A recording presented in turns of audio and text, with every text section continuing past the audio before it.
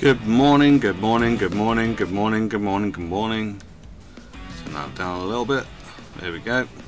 How are we doing this morning? How are we doing? I hope you're doing well. The weekend is over, sadly, but it's a new week. The week building up to EGX. I will be attending EGX this weekend. I'm really looking forward to it. It's going to be a lot of fun, hopefully. Fingers crossed. Anyway, the weather outside is frightful, but the gameplay will be hopefully delightful. I don't know where I'm going with that. Just wait for this song to finish, which is just about to do. Excellent. Okay. Is it working? Hello? Yes? It's working. Here we go.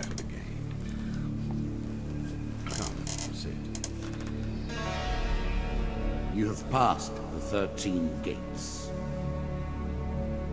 and you come to my table to play the game of life and death. Your stake is wagered.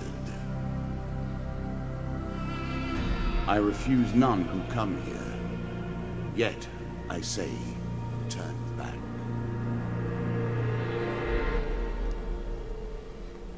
There you go.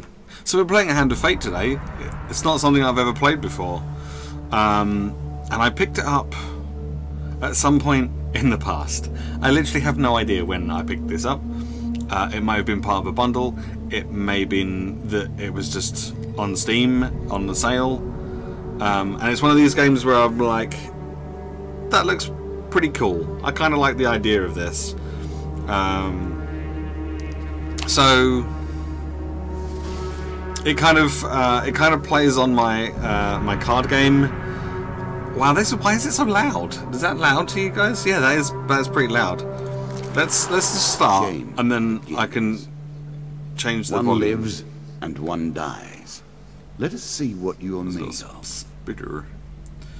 Okay, first of all let's go into settings.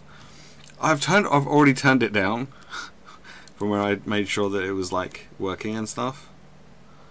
I have the voice a little bit higher, but I think we're gonna have to bring this like right down because holy crap, that was loud. Yeah, so it kind of plays to my liking of card games and stuff in this sense, and also like my D&D side, which is like, I mean, he looks like a dungeon master ready to, you know, ask you to roll initiative. So it kind of makes me think this is going to be good, hopefully. Here is the first member of my court, the Jack of Dust. 12 in all must fall before you may challenge me. Jack of Dust. The bandit leader is stronger and faster than most bandits encountered. He can become enraged, making powerful, unblockable attacks. He also inspires his followers to steal gold on each hit. In the ruins of an ancient temple, among the eternally shifting sand dunes, lives the mysterious leader of the desert bandits, infamous for his reign of terror over any spice caravans that take their chances travelling through his domain. He rules as a king over the barren lands. Ooh.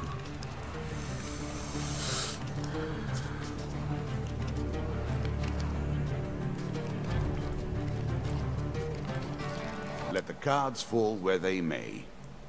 We begin. Spooter. Alright, then I guess this is my next card. Mr. Lionel. I was never a fan of illusion or pretense. Here, I'll make an exception. Okay. Whilst enjoying your evening meal at the local tavern, a strange old man takes the seat next to yours. He taps your shoulder quite painfully with his wooden staff to get your attention, and you notice that he appears to be a goblin, poorly disguised as a human. His wizened face grins at you with a hint of madness. My name is Mr. Lionel. If If you give me what I need, boy, I will conjure up your heart's desire with this wizarding wand of my own creation. I don't know why a goblin speaks like that, but apparently that's how a goblin speaks. Let's ask him what he needs. He cackles uncontrollably for a few moments, then sits patiently, waiting for your answer. Need? I need to help you. Mr. Lionel taps his staff on the ground and a shield materializes at your feet. There you go, old bean. He smiles a warm grin that reveals all his chipped and yellow teeth. Your face reminds me of my son. I haven't met you before, have I? Okay, we get to draw one equipment card. Bye-bye. We get a shield. Shields with tray. With this trait, allow the hero to reflect projectiles back at the attacker. This must be performed with precise timing at the projectile draws near. Press the Q key to reflect projectiles and look for the green indicator above hero's head. And Q to counter. Okay. Cool. You can now reflect your opponent's ranged attacks using your shield. Make good use of this skill if you wish to survive. Okay. Then, before you can stop him, with inhuman speed, he snatches a pickled onion off your plate and sprints out the tavern door. Not the pickled onion. Why, Lionel? Why? Alright. We're down. We've gained a shield, but we've lost a pickled onion, which is not the best start. Twisted Canyon. That first moment, that glinting weapon, the call to action, to adventure. Truly, there is nothing like it. Oh. You see a weapon glinting in the sunlight, lying next to a skeleton at the bottom of a canyon. The walls of the canyon are covered in thick vines, perfect for climbing. Well, climb down and retrieve the weapon, obviously. Choose from these options. That one? Good. Very carefully you make your way to the bottom of the canyon. Draw one equipment card. Oh, we get an axe. I mean, okay, I thought it was a sword, but whatever. During combat, press left mouse button to swing your axe. It's 25 damage. Okay. Would you like to equip the axe? Sure. 5 extra damage. A moment to savor. That will make you much more effective. Not sure about much more effective, but definitely more effective. Okay. The Maiden. Fair Merith. I'm not surprised to find that this encounter remains vivid in your memories.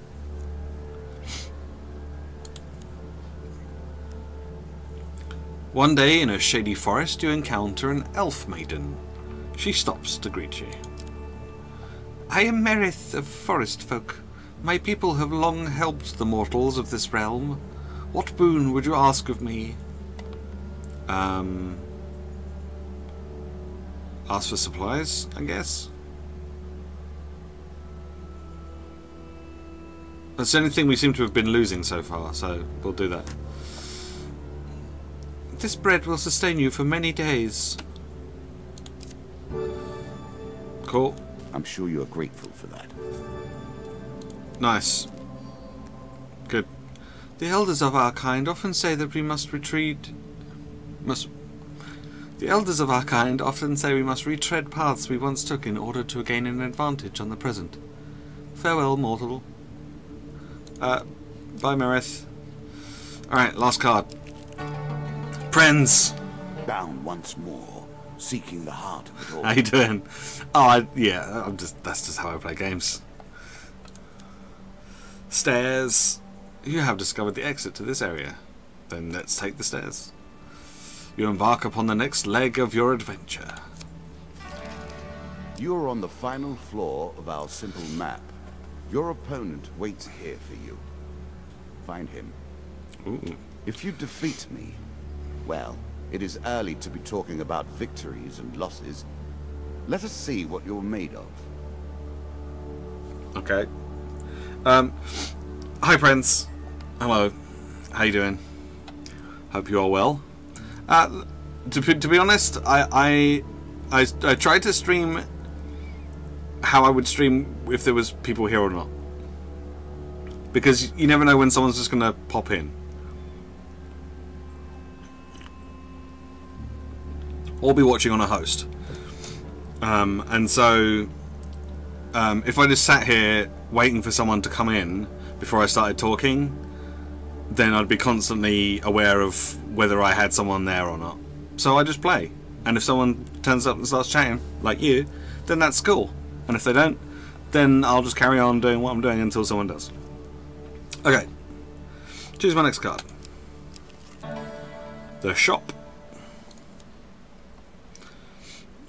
In a shady grove off the beaten trail, you find a travelling merchant looking to trade with wandering adventurers, even. General shops offer a range of items and healing, but at prices a little higher than the usual. Well, let's just approach the shop anyway. Greetings, wise traveller. I have much to offer you. Alright. I'm not sure I'm a wise traveller. If you were wondering why you've been collecting all that gold, you now have your answer. We're starting to get into the meat of the game now. The back and forth between resources and rewards. Okay. Let's see. Can we sell the old... No. No, we can't. Okay. Let's see what items he has for sale. How do we... A classical approach to dealing with crowds. Yeah. Okay. Well, I don't think I can actually buy anything from here. I can buy food. I don't really need to, though. Okay. If you want to leave the shop, yes. We have a shield. We have an axe, so that's fine. Alright, next card. Dead Man's Gorge. I'm sure it's not called Dead Man's Gorge without reason. While crossing the ancient rope bridges of Dead Man's Gorge, you hear sounds of movement from below. It's an ambush! Uh-oh. Normal Tom, good morning to you, sir.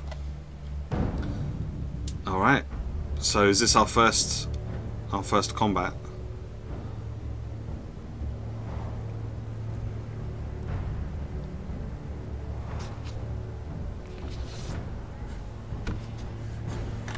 Oh, that's cool. You can now counter your opponent's attacks. Hit the counter button when you see the flashing indicator. Alright, so WSD to move, right click to stun, left click to attack, space to dodge, Q to counter. Okay.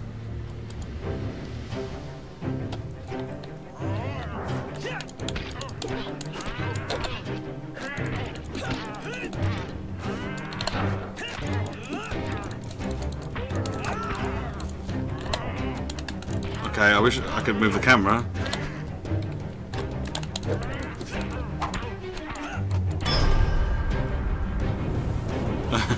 Okay, that's fairly... Oh, that was Wolverine. Sorry, Wolverine. Okay, that seemed fairly straightforward. You recover what you can from the dead. The dealer draws 3 gain cards. Okay. Draw 1 equipment. Another shield. I cannot expect you to get by without some protection. I thought I was already... Really? Is that what you're going to do? Yeah, I've already got a shield. And more food. Okay, cool. Well, I have lots of food. Alright, so if I go into my inventory... Always review your cards here. Yeah, see, it's exactly the same. So... yeah. Alright, next card. A winding trail. Hardly fair, is it? Well, that's the whole point. Suddenly, a tree falls across your path, blocking the way ahead. The dealer draws you 1 monster card. Okay. I'm not going to give them all my gold. They can take a battering instead. Attack the cowardly band for daring to threaten you. You shout a battle cry and raise your weapon.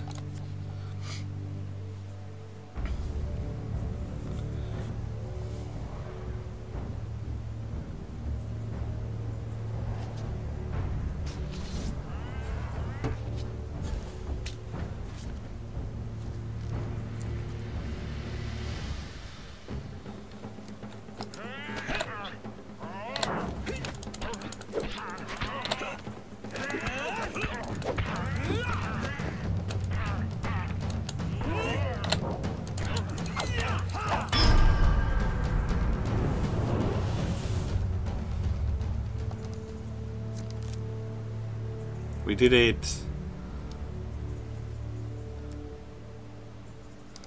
You search the bodies for loot. The dealer draws you 3 game cards. Okay, cool. Draw 1 equipment. Another axe. A peasant's weapon, but effective nonetheless. 3 food. 15 gold. Nice. Okay. So I could go back to the shop, but let's keep going for the time being. Oh, this is the bandit leader. You have reached my first champion. A good man, driven to madness by a war that took all from him. Wife and child, kith and kin. From such dark and brittle iron, I forge my tools. Now we see your metal. Haha, I get it. Well, I feel kind of bad for this guy now that you've given me a backstory for him. Unlock more cards if you can defeat this encounter. That looks like 3 tokens, but sure. Alright then. I mean, none of the other people have been particularly difficult so far, so...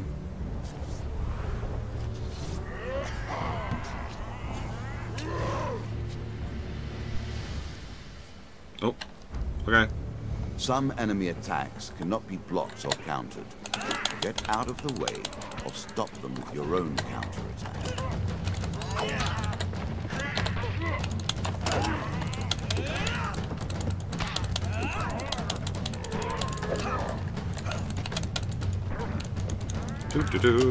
Oh, I forgot to press the button. Oh, okay, that one can't be, that can't be blocked. Okay.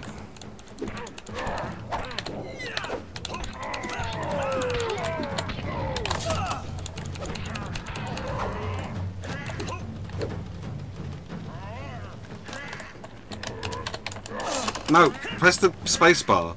There's no point in pressing it afterwards.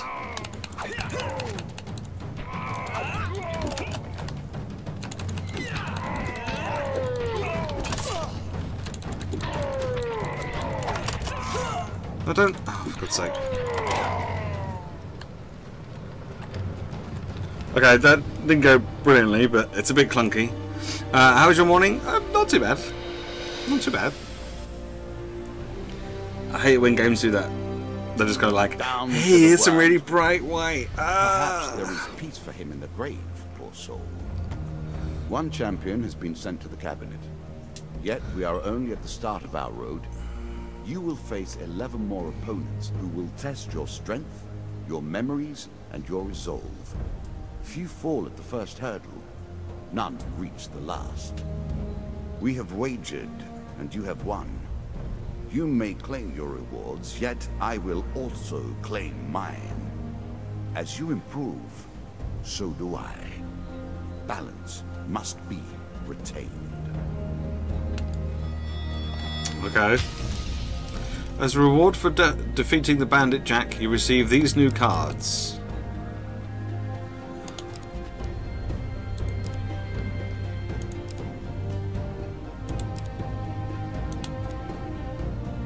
Cool. Alright.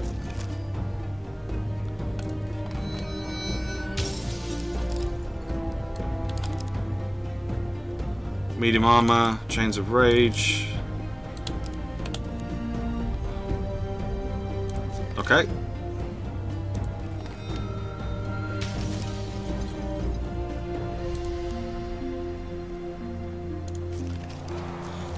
Cool. Shall we Okay. deal again? Awesome. Yeah, so yeah, it is. That's kind of why I wanted to play this one first, because I realised that I had never actually played this, and so I figured it's probably about time that I did.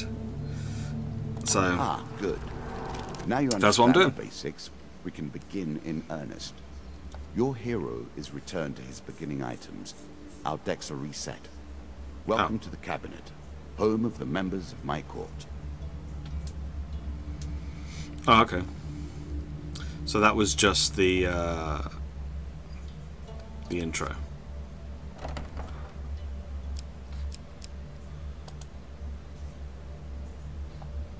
Time for you to face my undead army. Meet the Jack of Skulls. Would you like to use a recommended equipment and encounter deck? Sure. Okay.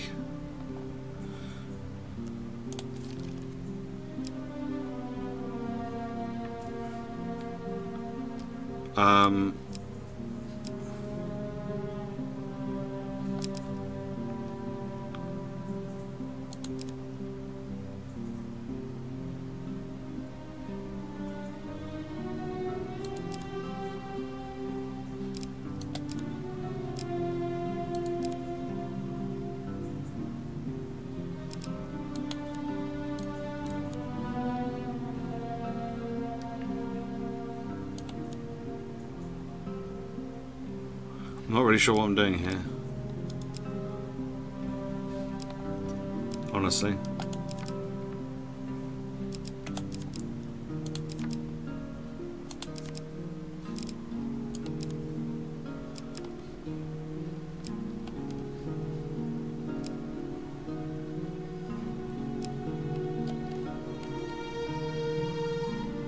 I mean, sure. Is that it? Am I done? Like, I don't know.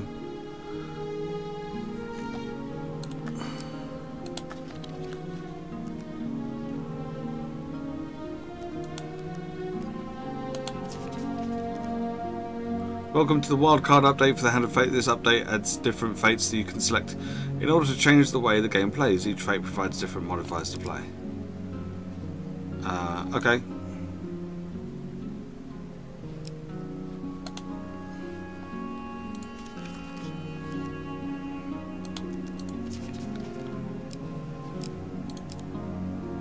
Let's put some new stuff in there.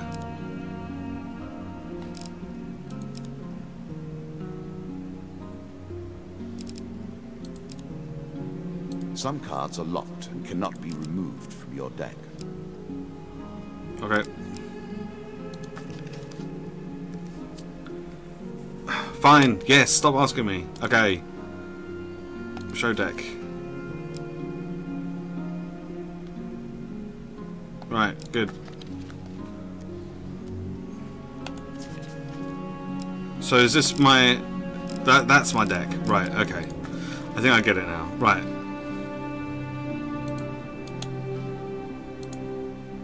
Can we start now? Oh, we can. Okay. All right, I get it now.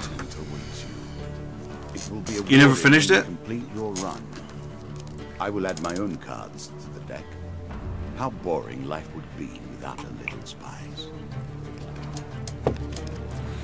A little spice. We play for life and death. Prepare yourself. Okay. Yeah, it's the maiden. Given how rarely one encounters the folk, you are fortunate indeed to meet Merith again. Or perhaps we are merely cycling around the wheel and dipping into the same memories time and time again. Okay. Okay, let's ask for supplies again. Because I feel like supplies are going to be useful. One of my cards. A small benefit. I will not be so graceful for long. Remember, mortal, that bold heroes make for great ballads, but survivors think twice before meddling in the affairs of gods and monsters. Alright. The river. Running water protects against many things in myth. Generally, though, it's just a pain to get past. Well, let's attempt to cross the river. So we've got success, success, and huge success, and then a failure. I feel like this is the card that we want to pick. Or not. Shit. Okay. Lose 1 food. Okay, Oh, that's fine. dear. That's alright. That's okay. Next card. Stairs. Head downwards, if you dare. Turn back. We don't want to go down yet. We want to go to this card. We want to go to this card first before we go down. Hey, it's Mr. Lionel again. I'm starting to wonder if you're simply leaving this card in as a quick way to get your hands on a shield.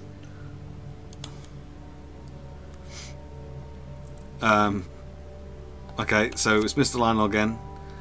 My name is Mr. Lionel. If you give me what I need, boy, I will conjure up your heart's desire with this wizarding wand of my own creation.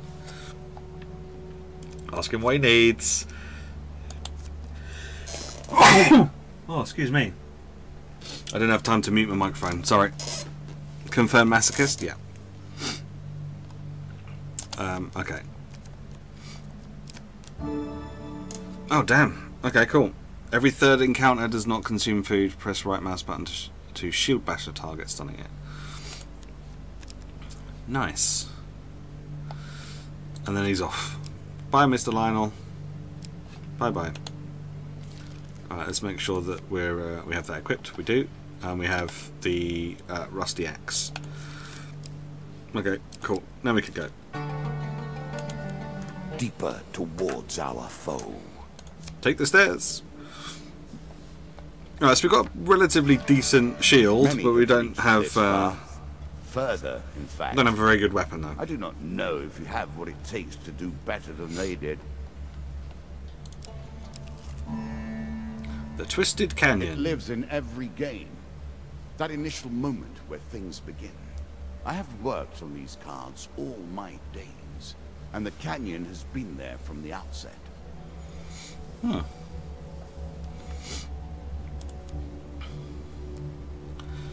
You see a weapon glinting in the sunlight lying next to a skeleton at the bottom of the canyon. Well, we've got to climb down and get it, haven't we?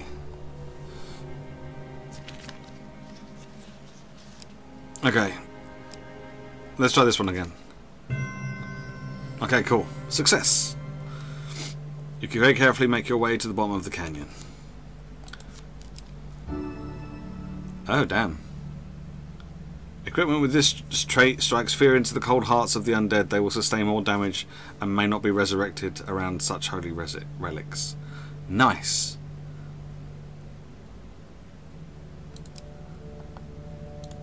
Cool. Yes, we'll equip that. It does 32 damage. That's so much more than the rusty axe was doing. And it does more damage the lower health I get. Oh. Were you hoping this was the end? No. Another floor awaits. Well, we don't want to go down there yet. We've got 2 other cards to look at yet. Alright. Reveal. Captain of the Guards. I always thought it was best to avoid the problems of others. I see you have no such concerns. Alright. There's a token in it for you if you win. You hear a shout from up ahead and the sounds of battle. Racing forwards, you discover a warrior surrounded by undead. Continue. Stranger, he calls out as he throws his weapon to you. Here, take my mace and put an end to these monstrosities. Well, that's not as good. It's a lump of iron on a stick. Not terribly subtle. It's not as good as the one that I have. Do I want to equip the mace? Sure No. that's the right approach. It is the right approach because the one I've got is better. Much better. Alright. Find some undead then.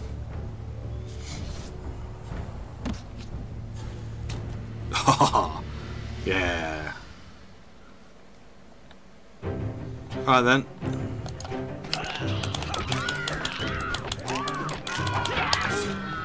Oh.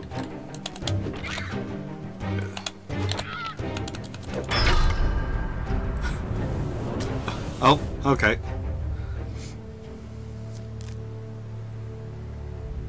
Okay then. I kept forgetting there was Q to counter and not right click. Good work putting them to rest. Keep the mace. We have enough back at Kadir, he says, slowly standing. We've been hearing reports of undead in our kingdom recently and I came to investigate. Well, now you know. He stops to look around at all the bone fragments. More of them here than I suspected. Some new horror must have decided to settle in these parts and brought its minions. I must head back to the capital and report this to the Duke. Watch your step, friend. There is something more powerful at work than just these skeletons. The token is yours. Well done. Cool, thanks. The Travelling Tinker. In a shady grove off the beaten trail, we find a travelling merchant. Okay. Let's approach the shop. We can sell that mace we just picked up. Greetings, wise traveller. I have much to offer you.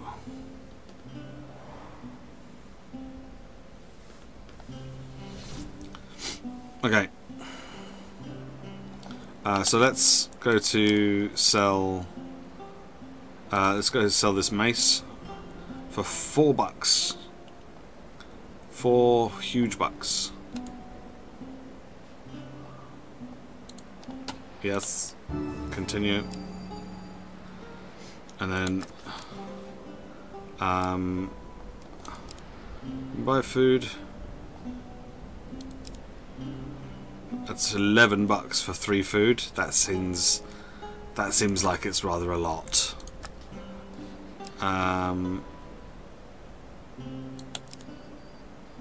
Is there anything in here that I might want? Do you know what? Let's just save. Let's just save. Save our money. Save our money. Save our food.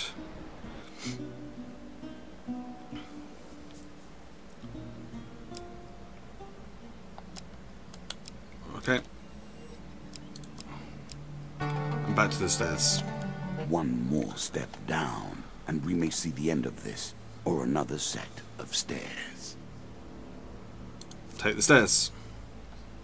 Let's go. Good. Now all you need to do is find and kill the Jack of Skulls, and we can progress. Okay. Devil's choice. I like this demon. He lies as often as he tells the truth.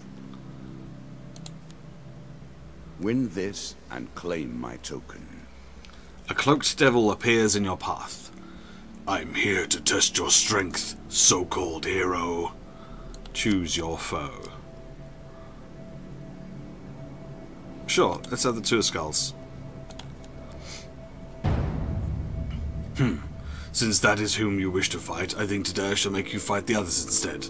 Just for fun. Oh, okay. Alright then, thanks.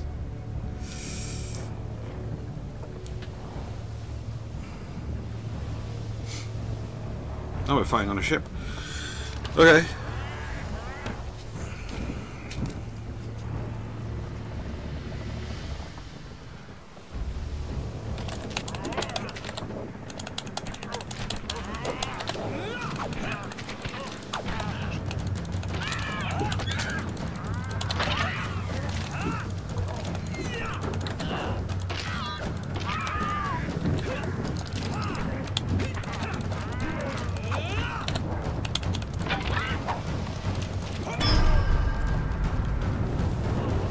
Clunk. Okay, we did better that time. I remembered what buttons did which is always useful in video games. In general, really. Excellent, the devil cries. You have passed my cunning test. Have some treasure. Perhaps next time our paths cross, I will kill you myself. Oh. So we get the token, and we get 3 cards as well. 1 food. Okay. I mean, that's not great, but draw 1 equipment. Oh, shield. A strong left arm is as important as a strong right arm, after all. And 5 max health. That's cool. and we get the coin, the token. But we don't get we don't get any of the tokens until we finish the actual thing. Okay. Bandit attack. Our bandits are displeased with your challenges. A group of bandits suddenly attacks. The King of Dust isn't happy about you killing his men. The dealer draws you 1 monster card. That's fine. That's fine. Bandits ain't got shit.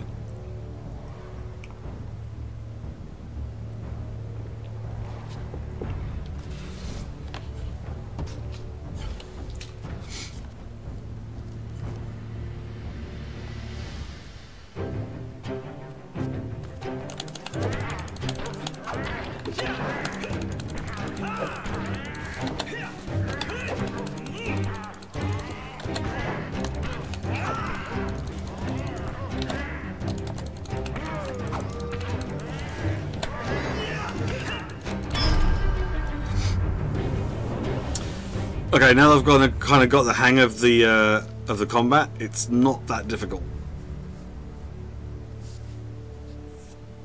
which is slightly disappointing. But you know, among the bodies you find a scrap of parchment with the rough description of you, plus an offer of a reward from the King of Dust. Okay, 15 gold. I'm sure you're grateful for that. Yeah, sure. Okay, whatever. A travelling mage. Oh. In a shady grove off the beaten trail, you find a travelling merchant looking for trade with wandering adventurers. Let's go and see if that's any different to the normal shop, or if it's exactly the same.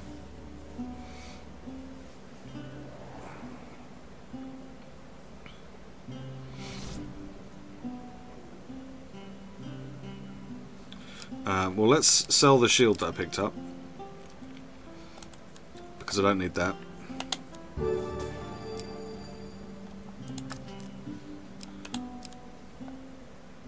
Hag's Wraps. Each strike inflicts a curse, slowing and weakening your opponent. 33 bucks. That's exactly exactly how much I have. Let's not buy that then, because otherwise I'll be left with none. And 1 food for 6 bucks.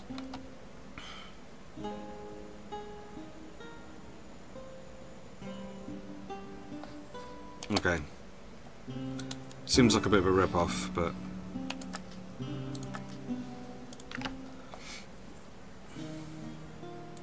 we could do with getting some extra food.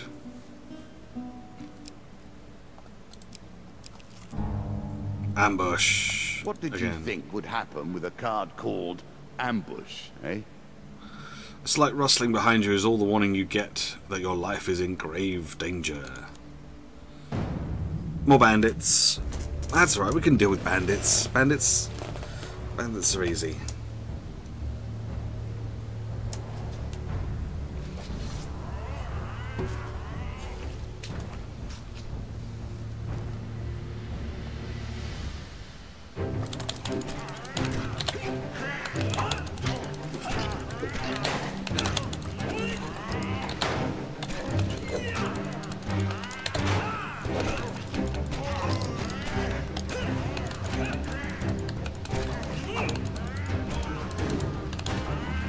Not realize you were such a fearsome adversary.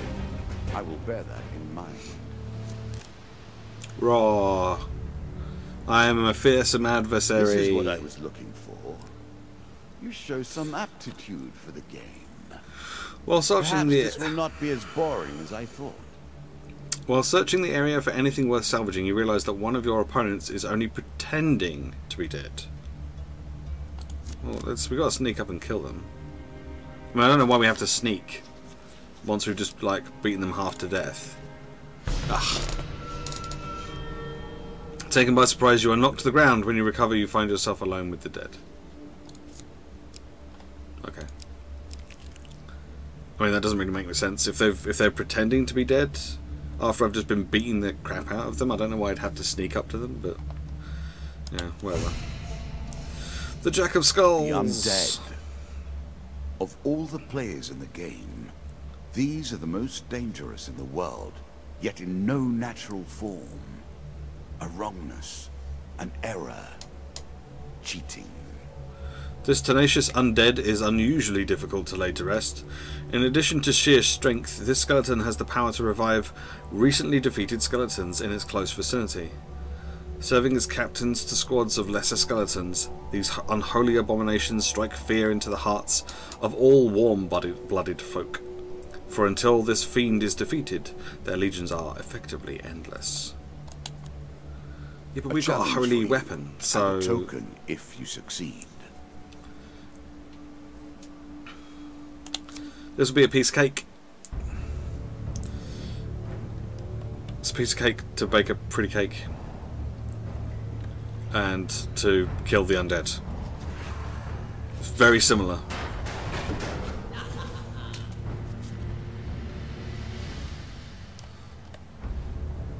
Shots from rifles cannot be deflected.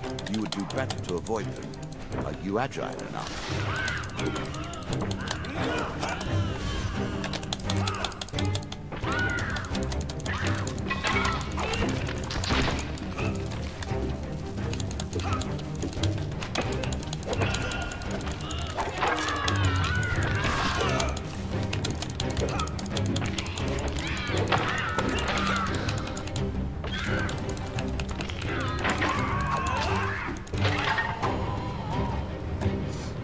Okay, that wasn't too bad.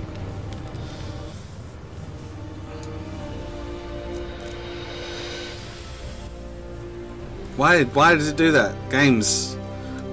Games developers in general, please stop doing that. Indeed. But you have roused the dead in their dusty tombs, and even I cannot say what will come of it. Now our wager becomes more interesting. Will the tools you've earned suffice to address the challenges I pose? That is the question, is it not? Alright. The Murder at Sea DLC has arrived. Visit the landlocked lubber to begin the quest. Okay. The hunt for the White Minotaur has begun. Okay. The White Council is expanding its influence. Is this all DLC stuff? The Goblins Halls DLC is ready? It's Mr. Lionel again. There we go. With his moustache. The Underworld awaits your sacrifice. Oh, that sounds lovely. Alright, and then we actually get to the stuff that we gained. For helping the Captain of the Guard, you receive a mace and a mace. Great. Alright. For surviving the Devil's Choice, you receive Devil's Wager card. As a reward for defeating my Skeleton Jack, you receive these new cards. Okay, cool. As a reward for defeating my Skeleton Jack, you receive these new cards. Frostfang, that sounds cool. Okay, cool. Shall we deal again? Excellent. Alright, so we're doing pretty well so far, I think. Another round. And our so let's continue in the story mode. So that I guess we're up against the Queen of Dust next.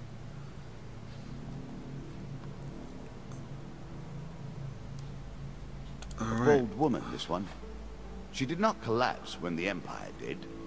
No, she took up arms, organized her people, and vowed that in a country where death had gathered, she would be the one dealing it. Oh, okay. Alright, so let's have a look at building these decks then. So let's bring this. Let's put that back. Let's bring that in. Let's see what else is there. Can we scroll?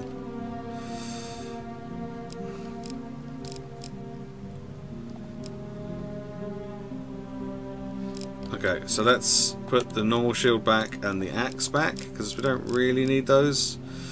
Let's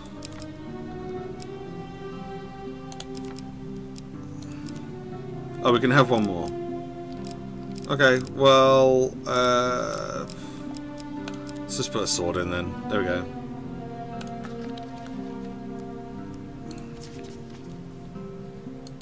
Yep, okay, that's fine. And then we need to put two more things in here. Let's put the river back, and a winding trail, and the ambush. The Devil's Choice, because that's all stuff that we've already done. Let's put in a bunch of new stuff. Let's put him in. Devil's Wager.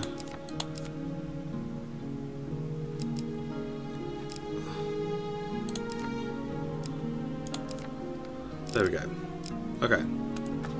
So it's all stuff that we've not encountered before. So I think we're good.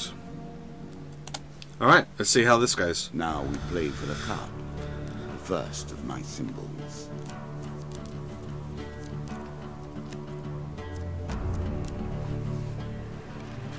Okay.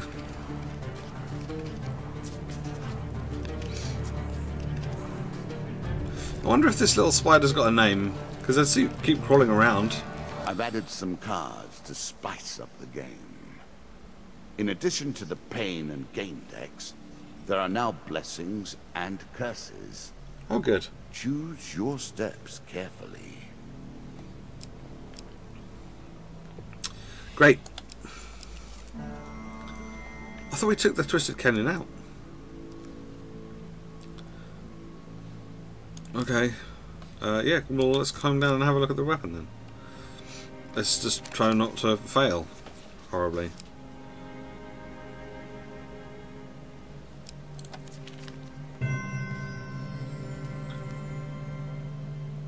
Okay, we carefully make our way down.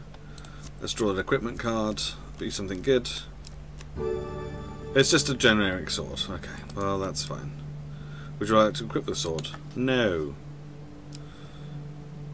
Okay, let's see. Up or down, up or down, up or down. Let's go that way. We'll go this way first. A helpful priest. Priests, gods, and eternal damnations. I have no truck with any of it. You meet a wandering priest who greets you in a friendly manner.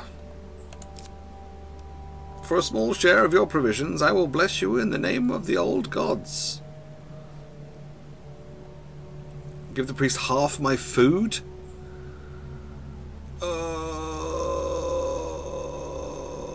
Sure. Okay, so we've got 3 chances of success and 1 chance of a huge success. I'm feeling like this is the right one to take. It's not the right one to take, but that's fine. He says a few words in the language of the old religion and gently touches your forehead. It is done. So we get to draw 1 blessing card, and we get the token from that card. When the player chooses from the multiple equipment or gain cards, the choices available are increased by 1. Unless you die, of course. Okay. Then you're back where you began, as always.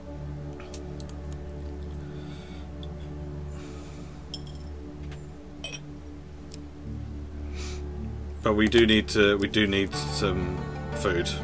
Descend ever deeper into the subterranean pit. It's Mr. Lionel again.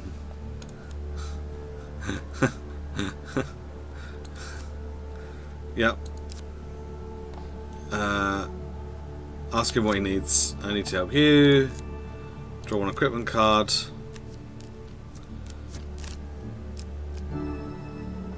Continue.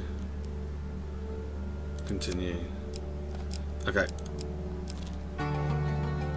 Every step you take consumes food, but you will also heal as you proceed. Alright, down the stairs we go then. Gonna need to get some more food from somewhere. This game is still only beginning. New rules, new tools, new abilities.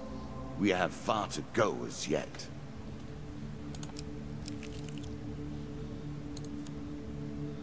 The landlocked lubber. We play for a token now.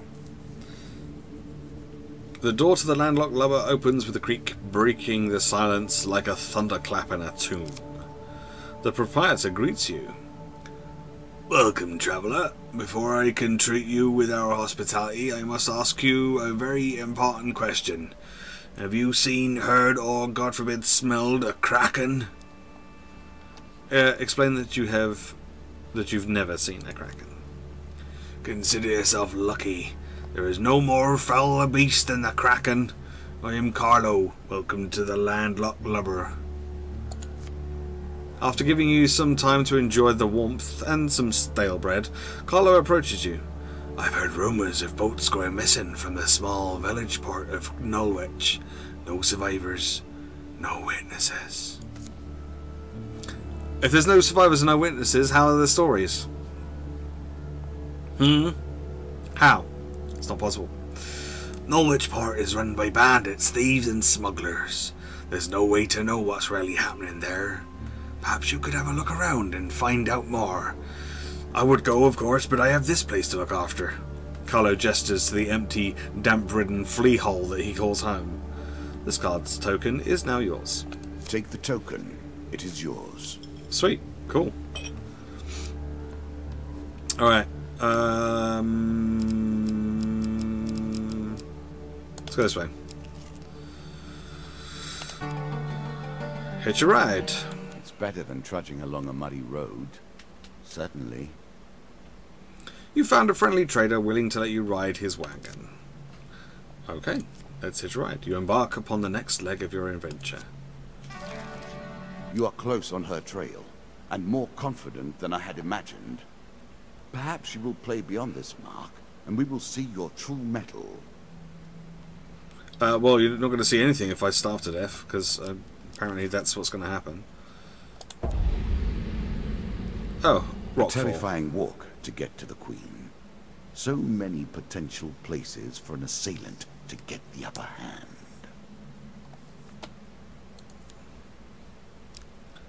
While journeying near the coast, you hear a rumble overhead. Falling rocks force you to take cover. Attempt to dodge the rocks. Oh, Christ. A choice. Select your desire. This? No. Okay. 10 health! Ouch. It's fine. 10 health's nothing. Just when you think it's over, you are knocked unconscious by a large rock striking your unprotected head. A good warrior always wears a helmet. You remember, hours later, when you awaken, to find out that some of your supplies are missing. Oh. Lose 3 gold. Your Lose 1 provisions food. are running low. Can you press on? No, not really. Can I buy more food from somewhere? Can I buy more food from... Here is all you have gained. Yeah, I don't have anything. Okay. No, then, is the answer. Hang on, why have I got a... Wait, why have I got the rusty axe equipped? What happened to my mace that I got? Do I not get to keep that anymore?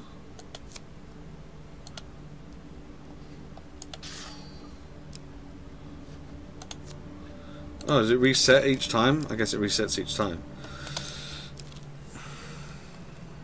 Okay, well... If we don't get food, we're not going to get any further. A token is at stake. One night, as you lie in a forest clearing, you are disturbed by the sight of a shadowy figure watching from the darkness. It's Mr. Lionel. Well met, the goblin exclaims, stepping into the light and sitting by the fire. Just the armed warrior I've been seeking. Ask him to elaborate. The goblin makes himself comfortable. My name is Mr. Lionel, and I have a tale of woe to share with you, and perhaps an opportunity for you to make a tidy profit from my misfortune. He goes on to tell the story of his troubles with the king of the goblins, while lamenting his subsequent banishment from the goblin community.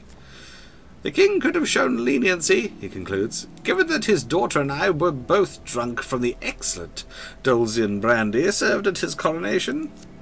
Instead, he opted to make his first official act my banishment. The fool will regret it, though. But now it is time for revenge, he says eagerly, taking out a strange amulet. For hundreds of years, the Goblin Kings have gathered treasure and hoarded it in a series of enchanted and ever-changing treasure vaults. Only the Goblin King himself knows where his treasure vaults are hidden. Now I have a way to find them. I just need a lock of elven hair to complete this magical device. Sure. I'm probably going to die soon anyway. Excellent. Just get the hair by any means possible. Don't worry, I'll find you again once your quest is complete. Okay. Morning, Pip. With that, he returns to the shadows and sits down behind a bush, watching you. Mr. Lionel is very strange, but then he is a goblin, so... Okay, well, this is about as far as we're going to get this time, because we don't have any food left. Oh, but this is the Queen of Dust, so we might be okay. A rotten enterprise. You may win this battle and send the Queen to her rightful end. Yet, what have you gained in the process? I haven't gained an awful lot, actually. I've lost most of my gold and almost all my food. This Desert Queen is more lethal in battle and harder to kill than a regular bandit. Her blades are sharp and she is frequently protected by a powerful crossbow. The Bandit Queen was taken by slavers as a child and raised in the desert. Over the years she has bribed and murdered her way to her current position as second in command of the Desert Thieves, proving herself capable of ruthless cunning. As you plunder the secrets of your memories, you'll gain new cards. Some you'll wish you'd left untouched. Okay. How you doing, Pip? It's a bit early for you, isn't it?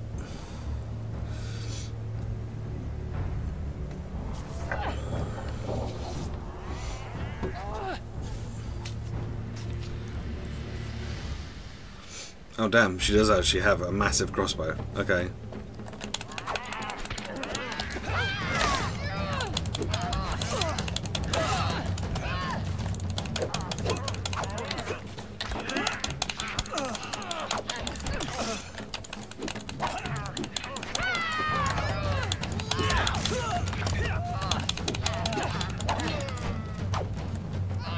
Can I break this?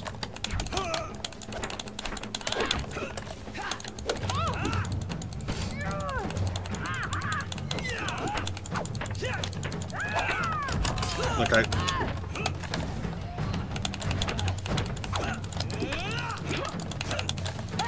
I guess not.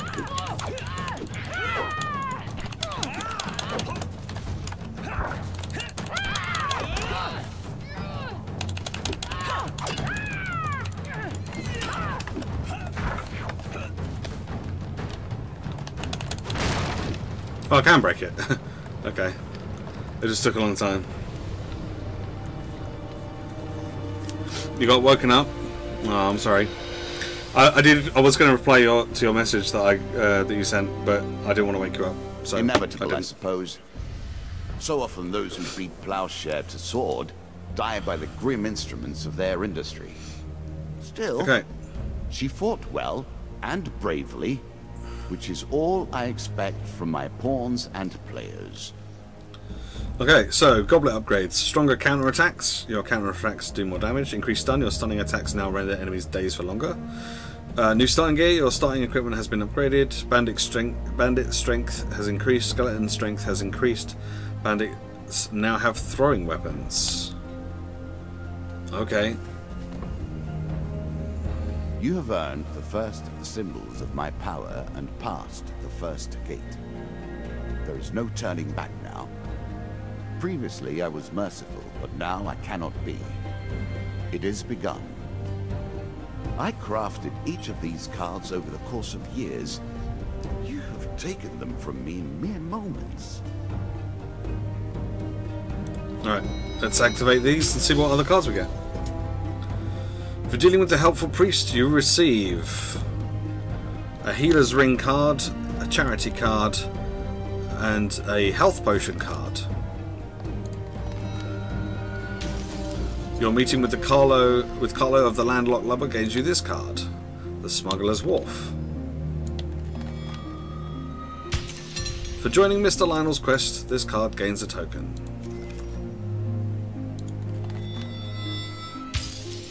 As a reward for defeating my bandit queen, you receive these new cards.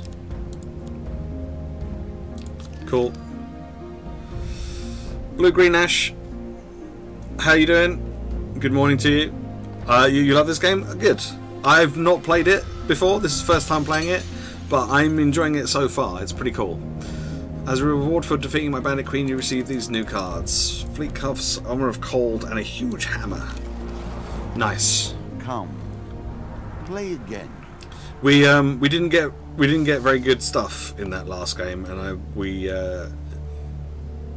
almost if it had gone on any longer, I think we would have just starved because we didn't have any food left. You think you're most of the way through? Oh, Do you cool. have what it takes to defeat the rats? All right, let's continue. My next opponent, Jack of Plague. Curses twice the fail. The player loses 5 gold for every fail and 10 gold for every huge failure chance card. Ugh. Okay. Ah, the rats. They have swarmed up from the dark places beneath the realms of humanity and now squat amongst your cities and feast and shriek and hunt and writhe. That sounds lovely.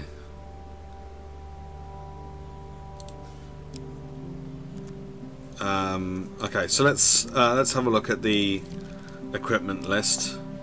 Let's bring that one in. Let's push that one out. Let's see what else have we got here.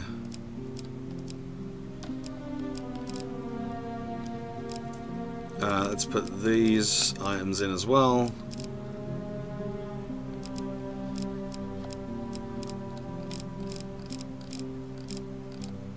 I should probably put another shield in just in case.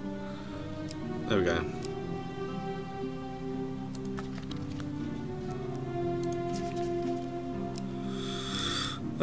Okay.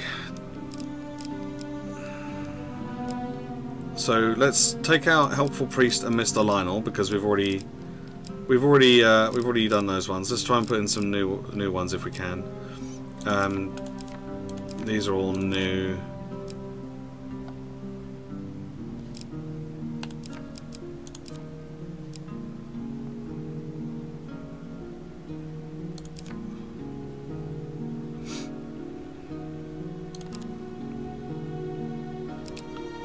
Put these in as well.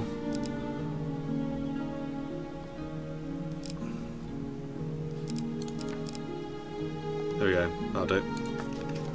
Alright, cool. Yeah, Mr. Lionel's great.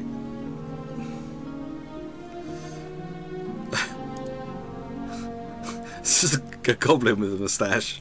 A fake moustache. Our Lord of Plague does like to rub your nose in misfortune. Well, thank you for stopping by, Pip. But yes, it's probably like must be like 5 AM where you are, so in Toronto. So you should try and go back to sleep.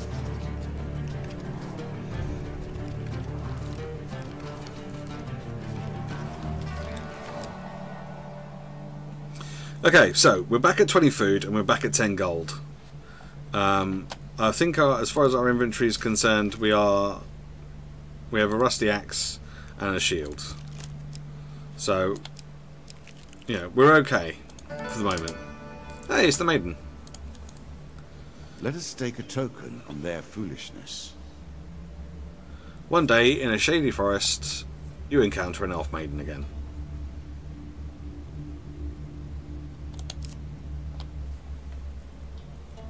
I don't play Binding of Isaac, so I have no idea what that means, but I hope that works out for you. Your thoughts turn to Mr. Lionel and his need for some elven hair. I'm just gonna request. I'm not gonna just take a swing at her. Let's just request a lock of her hair. The maiden considers this for a moment before slicing a few strands from her hair. As you wish, but be cautious, mortal. You have the taint of a goblin about you, and they may never be trusted. Cool. Remember, mortal, that bold heroes make for great ballads, but survivors think twice before meddling in the affairs of gods and monsters. Yep, fine, cool. We got the hair. Cool, excellent. Let's go to the next one. The Twisted Canyon. You see a weapon glinting in the sunlight. Okay, let's climb down and grab the weapon. Or at least try to. This one? This one. Okay. Let's draw the equipment card. Huge hammer. Would you like to equip this? Yes. Next card. How will you cross this time? Oh, I see. Fair enough. Okay. Yeah, that's probably pretty tricky then. Okay. I will happily wager on the outcome. I do not think you have what it takes. Okay, let's attempt to cross the river then. We failed it last time.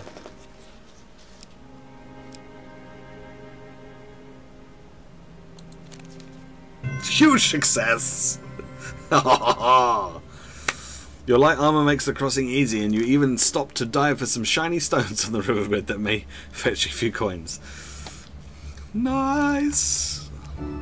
20 gold? Oh yeah! Well and we get done. the token. We get the token as well. Mathematically impossible. I mean, 1001% of a game is a little. I mean, it's either 100% or it isn't.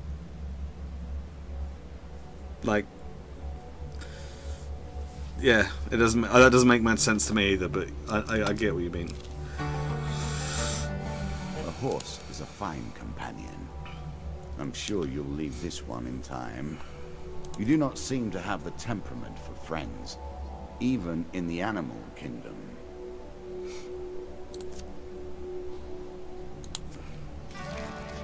Each of these cards is crafted from your memories and built from your experience. I created them, but only in the abstract. It is the importance you place on them that makes them real.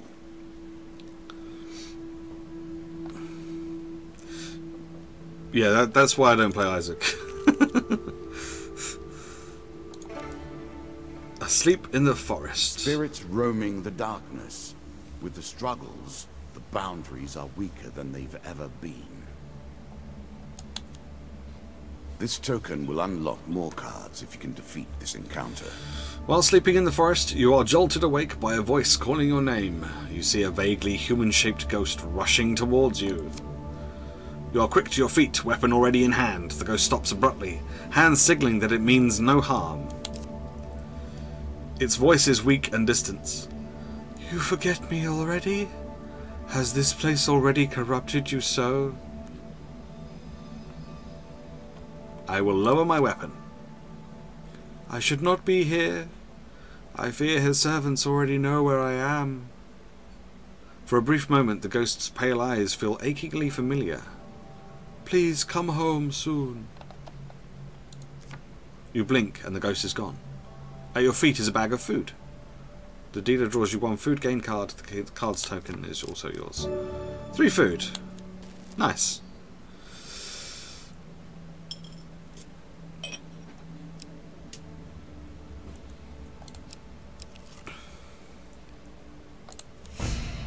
Oh, the crucible. A crucible to heat and purify the flawed metal. You, in this case. I'm not flawed metal. There's a token in it for you if you win. The town of Stiegel sits upon the only safe crossing of the River Ernst. However, the only adventurers allowed to cross are those who pass through the crucible. Well then, I guess we enter the crucible. And we kick some people's asses. Choose your opponent wisely, yells a man from the crowd. I am betting on you. Let's take the 2 skulls, because we've got this holy mace, right? So skulls is usually skeletons, right? So if we take on some skeletons with this holy mace, I think we'll be just fine.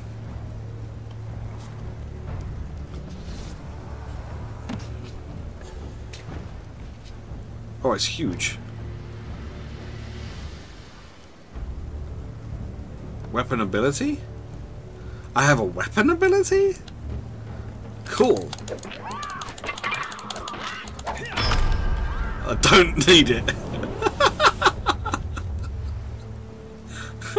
That was super easy. Okay, sure. Get wrecked. You survived that round. Now do it again. The crowd waits your decision. Oh, okay. Oh, I have to beat all of them. Okay, well let's go this one then. This one's a little, looks like it might be a little harder.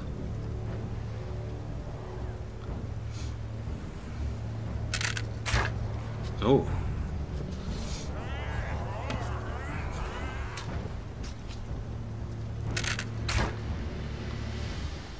Now we begin to raise the stakes. The arena itself will fight against you. Beware of my traps.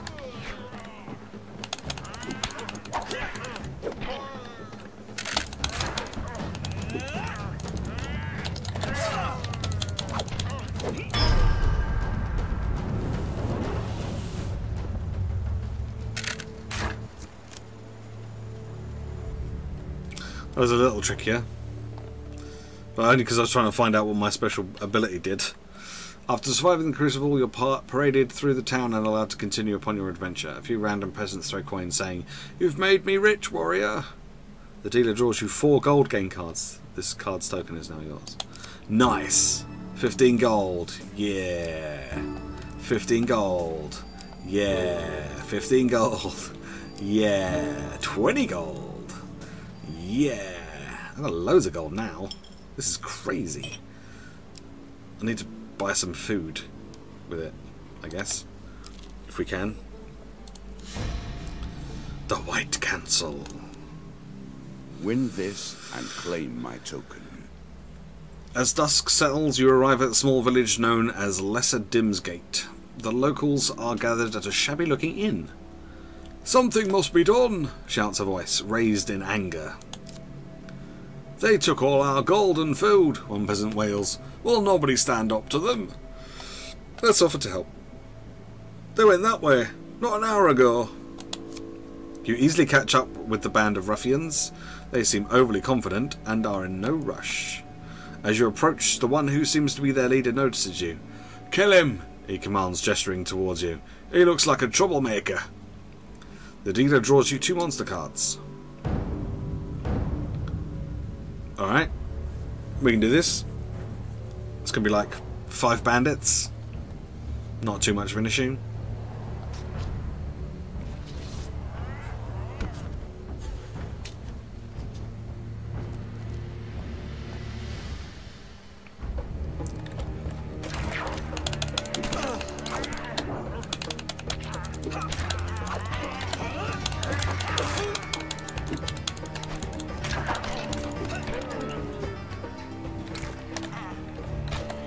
I always admire a man who can turn an enemy's force against them.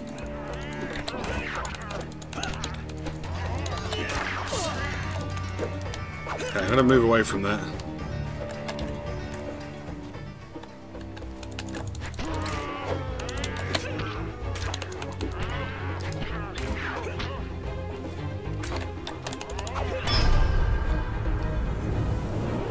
I kept getting caught by those arrows. I don't think I could have destroyed them, or maybe, but I think that would have been more effort than it was worth.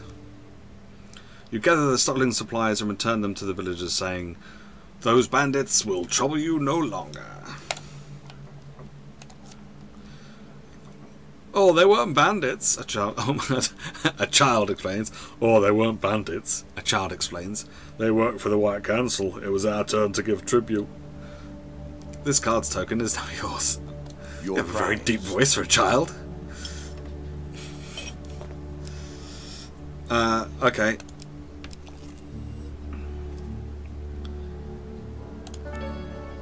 Oh, travelling jeweler. Okay, we might be able to buy some food from here as well. In a shady grove, blah blah blah blah blah, blah blah blah blah. Approach the shop. "Greetings, wise traveller. I have much to offer you." Alright. Let's see, we've got 95 gold, so we've got a pretty good amount of gold. We should probably try and buy some food as our first first thing that we do, if we can. 3 food for 11. Can we buy another 3 food for 11? Okay, 21. That's a better amount. Do we have anything to sell? We have an axe to sell, so we'll sell that, and then let's see what items they have. Damocles, 39. Yeah, I don't think we need to do. I don't think we need to do that. Is it worth buying some more food? 21 should be enough, right?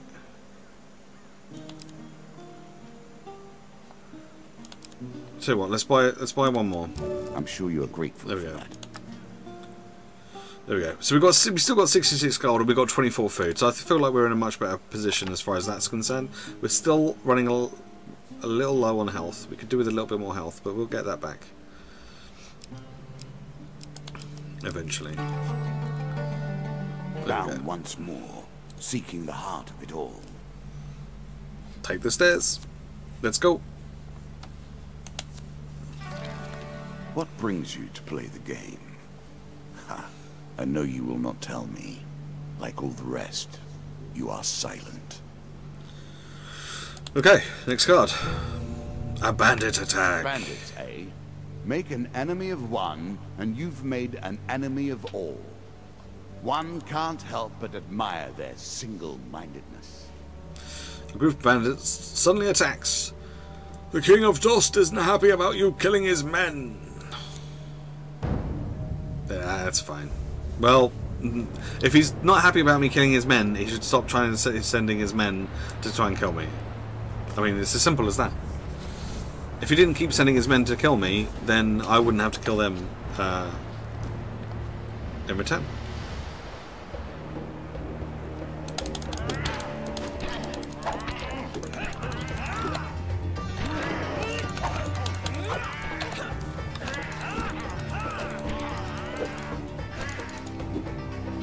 Oh. Okay. Cool. We didn't lose any hit. We didn't take any hits, so our health didn't go down any further. So that's good. Okay. Turn food. Oh man, we've got loads of food now. I kind of wish I hadn't bought all that food. Oh well, never mind. A travelling mage. I don't think we actually need to do anything here. I don't think we need to buy anything. I think we're good.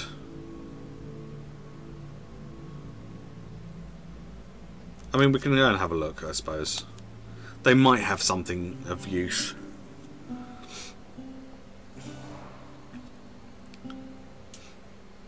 They might have like a health potion or something, but... no, it's just more of the same. The power of a prophet. Choose your fate. Oh, okay, what else?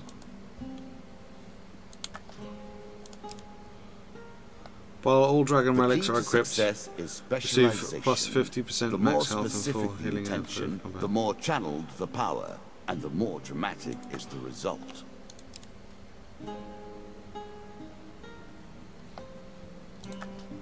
Okay. The Plunderer's Cap. I mean, when you draw supplies, instead draw 2 and pick 1. It's 44 bucks.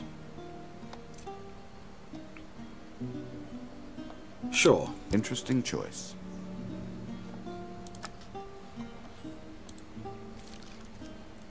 I mean, it looks ridiculous.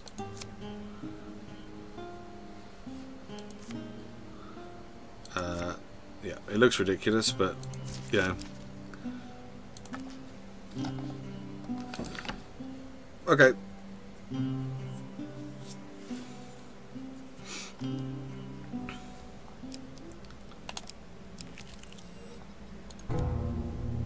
Ratmen hunting. Now you begin to trespass upon the Ratmen's hunting grounds. Okay. You stumble upon a Ratmen hunting party. Prepare to defend yourself. Okay. 4 rat men.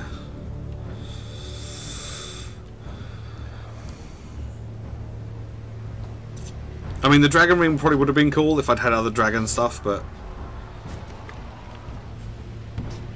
Well, these guys look pretty cool. Plague by name and plague by nature, the rats leave behind a deadly toxin.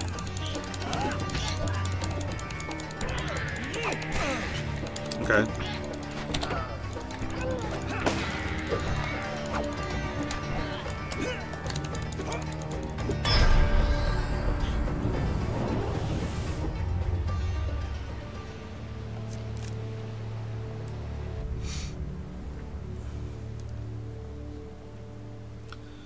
You recover some food from the rat carcasses. The dealer draws you 1 food. Okay. 3 food. Okay. So we go left or do we go right? Pip would say left. It's better than trudging along a muddy road. Certainly. Sure, let's go. Onward to adventure. Did you expect me to tell your fortune? No. A fortune teller is at their most base and despicable when they begin to believe their own lies. Of course, I am different. My powers are genuine. Yeah. It's always the... If Pip has taught me anything, it's go left. Like, whenever we play D&D together and we have the choice, it's always going left. War leaves nothing else. A challenge for you, and a token if you succeed. While crossing a forest clearing, you meet a peasant woman. Is she a pleasant peasant woman? Greetings, stranger. The winter has been hard on my family this year. In the forest behind her, you sense movement. We've got quite a lot of food. In exchange for some food, I will tell you everything I know about these lands. We can give her 5. We can give her 5 food. The woman takes your food eagerly, passing it to some children who suddenly rush from the forests, hands outstretched. Yeah, we can give her 5. I got loads. You've given us enough food to survive the winter, stranger. She retrieves a sack from behind a bush. This was my husband's before he died. Please accept it as thanks. Draw 1 equipment card. Nice. Ooh. Increase the wearer's movement speed. Okay, cool. While the children eat, the woman speaks at length of what she has seen and heard recently. Oh, okay. So we've got another travelling jeweller up ahead. Cool. Yeah. Yeah, we've got loads. And we can buy some more at the travelling jewellers if we really need to, but we should be fine. They will not let you pass so easily. Prepare yourself. Okay, so we've got some more rat men hunting. So we've got another 4 rat men to fight. Which shouldn't be too difficult. Wait, what are they doing all the way up there? Oh, put my hat on. That's cool. I could do with a better shield, but...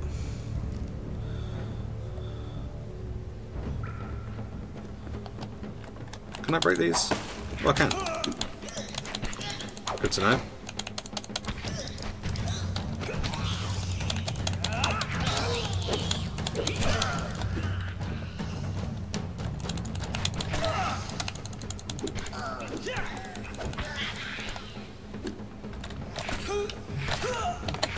Oh, come on! Press the button!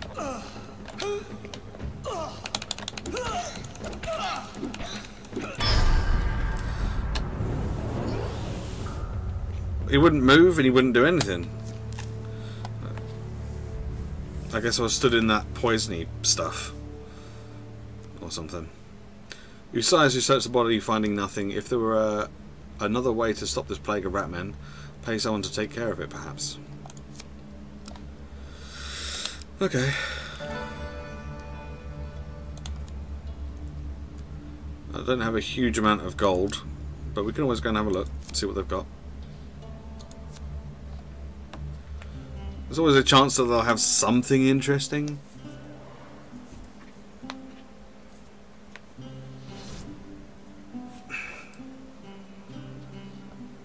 Alright, do I have anything to sell? No, I don't. Okay.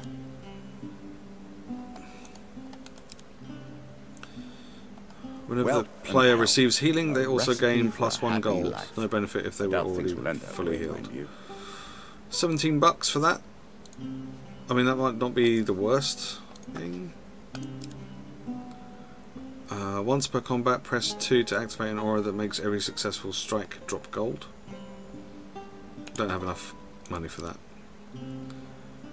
All weapon attacks are enhanced with a powerful poison that takes the victim's mind and body. A tool used by those who made. I mean, that would leave us with 5 gold pieces, or 5 bucks. I'm not sure that's a good idea. Although I'd like to get it, I don't know if it's the best idea. We don't need to buy any food. I think we'll just leave, because I don't know what else is coming up. It might be that, you know, we get to fight the next thing relatively quickly. Ah, the wandering mendicant. Will humanity ever move beyond poverty, religion, and charity? No idea. It's the first time I've seen it, so no idea what I need. Play for a token now. Last time I had to give him like half my food. You encounter a priest wandering along the road. The gods show favour to those who help the less fortunate. Give food to the priest. A worthy decision, the priest exclaims. So, how many young ones will see another summer due to your generosity? I could probably give them 5 without too much issue. I don't know if I can really get away with giving him 10, because I don't know what's coming up next. 10 would be the best one, obviously. I'm probably more likely to get something good from that, but then that only leaves me with 13 food, and I don't know how far we've got to go. We can always buy more. Let's give him 10. The priest humbly accepts your provisions. Yeah, I bet he does. Let me see if I have anything in my sack with which to reward such generosity. You better have something. I have a chance at failure on this?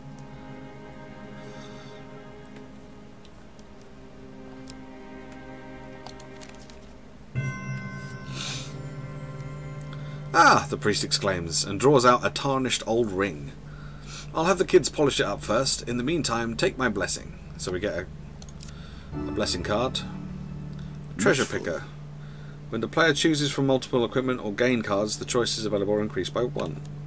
This tale begins, and then proceeds relentlessly. With each step, you will discover a new card and a deeper mystery.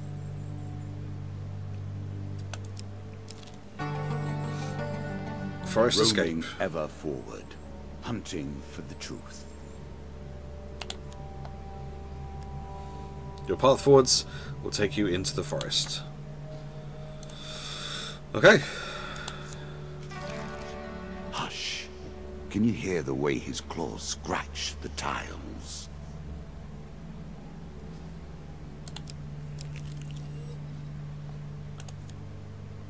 The Song of the White Minotaur. Again, a token is at stake. Yeah. I realise that, you know, the more tokens I get, the better, really. The Mug and Barrel Inn is renowned for attracting the most talented bards from all around. You arrive there, weary from your adventures, but tonight's entertainment convinces you to settle by the hearth for a while. Hours pass and the crowd starts to thin. The bard begins to move around the room, playing requests for small groups. He serenades a pair of young lovers for a meagre sum, and is then generously tipped for leading a group of blacksmiths in a raucous chorus of foul language aimed at the folks from the next town over. He approaches you. Well, well, well. What do we have here? A most distinguished adventurer. No tawdry tale of insipid chivalry or brash tribalism will do. You, sir, merit a stirring ballad of bloodshed, heroism, and death. The bard sings for you the fable of the White Minotaur, a legendary beast who is master of both. Like. Yeah, I've waited long enough. I'm reading what it said, Mr. Mask Face. A legendary beast who is master of both might and magic. Its power is such that it has felled every adventurer, bounty hunter, or treasure seeker it has ever crossed. At the close of his song, the bard leans in close to you and whispers, "The White Minotaur is no myth. I met a man 2 nights ago who hunts the beast as if he were its long shadow. I'd wager that any adventurer would be interested in the tales he told me over supper. All yours for a small donation." Okay. Oh. Okay.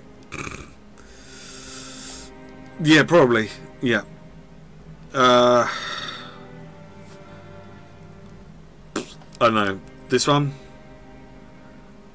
I feel like this one. Oh God.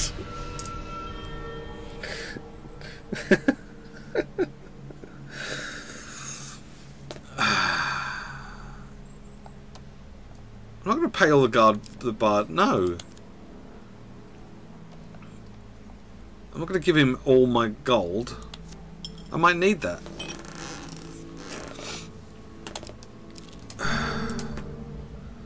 Though I admire his ilk, I live by very different rules. Okay. A cloaked devil appears in your path. I'm here to test your strength, so-called hero. Choose your foe. Okay.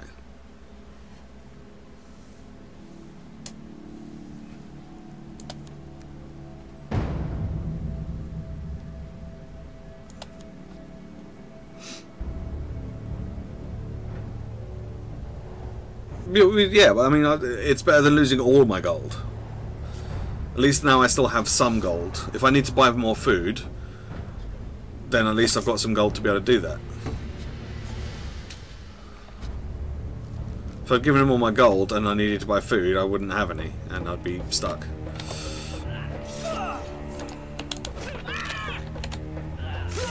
Okay, that's really not good.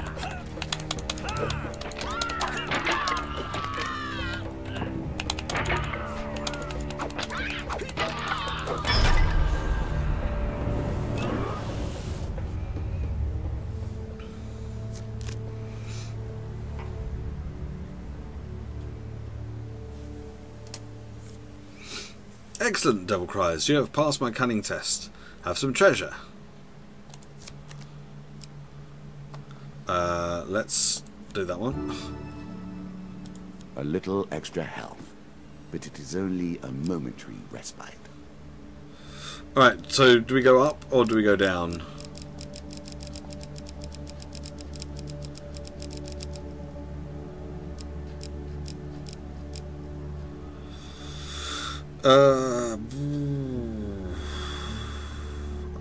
I'm feeling up.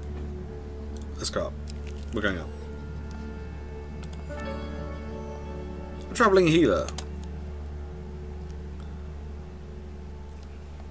So let's see. We've got 9 food at the moment, so we'll be able to get 1, 2, 3, 4, 5, 6, 7, 8. So if the Rat King or where he is in this area, then we've got enough food. But if he's not in this area, then we don't, and we need to buy some more.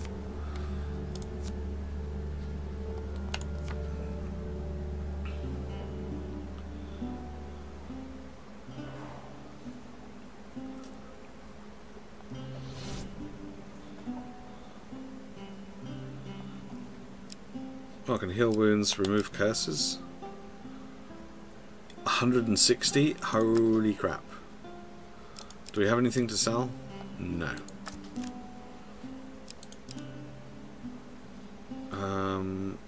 So it's, what's that, $8 to restore my health? I don't think we need to. I think we're good. We might need to buy some food though.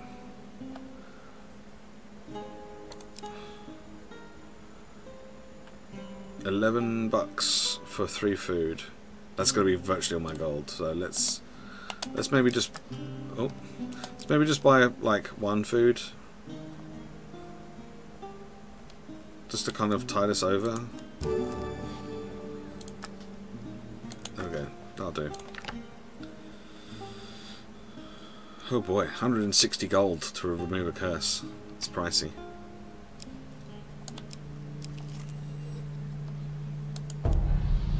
An angry mob. So quick to anger. That's what makes them a mob, really. As you approach the small town of Wickburn, an angry mob of peasants marches forth and confronts you. The rat men have eaten all our food. We're starving. We demand food. I can't give them my food. If I give them my food, I'm going to starve. Yeah, no, I didn't know that. So what do we do? Should we give them nothing, or do we just try to avoid the crowd?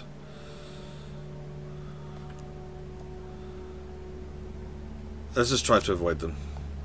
You turn about and head away from the crowd. Get him! Somebody cries. Oh god.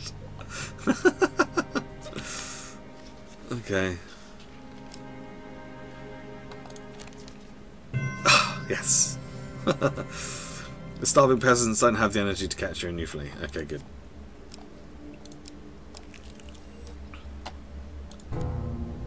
Indecent arrival. As you plunder the secrets of your memories, you'll gain new cards. Some you'll wish you'd left untouched. You are minding your own business in a local tavern when suddenly 3 masked men burst through the doors, grab a young man from the bar and manhandle him outside. One patron bursts out in protest but is quickly silenced by the solemn stares of all those around him. Leave them be, Garrett. If it is his time, then it must be done. Follow the masked attackers outside? Yeah, sure. You follow the masked men outside. Immediately you are confronted by a large crowd, all wearing masks. Their leader speaks to you. Well there, stranger. I really would prefer that no outsiders witness what we're about here. I know this may look like a godforsaken thing we do, but you have no idea of our troubles, so I'll ask you not to involve yourself. I will not ask twice. We have no time for objections. The crowd turns and drags away the young man, their torches burning a mournful light into the distance. Once the light has faded from sight, you follow their path into the forest. You catch up with them, and, to your surprise, they are gathered around a yawning portal that whirls with malicious portent. Despite their disguises, it is obvious that none of the hooded figures relish the sight before them, and many are obviously distraught. The captive is carried to the portal atop the shoulders of 6 people, as though they were his coffin bearers, and he already dead. The young man's struggles are subdued by bonds of rope. So, do we interrupt, or do we stay hidden? I think we should probably stay hidden, right? If we interrupt, it's just gonna, like, piss them all off. There we go. You remain hidden from view and can only watch as the village is thrown into the portal. It erupts with light and sound and then disappears completely. The assembled crowd bows their heads and return to town. Oh, okay. I was expecting something to come through the portal, not for them to throw something into it.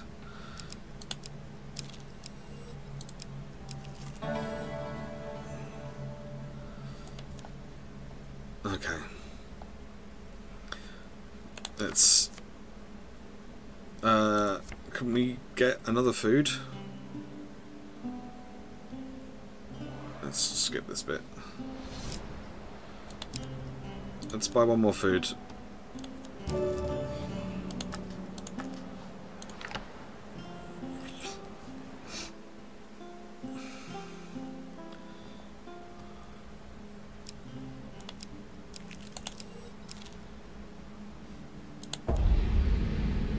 Desert Storm. Nature is the greatest threat, even with the queen now dispatched. Be swift. Let us stake a token on their foolishness. You're travelling through a desert when a dust storm approaches. You may be able to reach the safety of some nearby hills before the storm hits you. I guess we have to run for the hills. Oh god, that's terrible. Choose from these options. This one?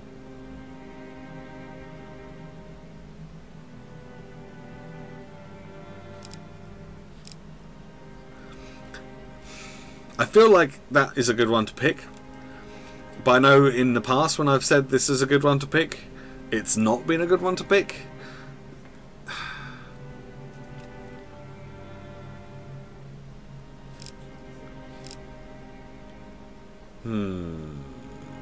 Let's go with this one.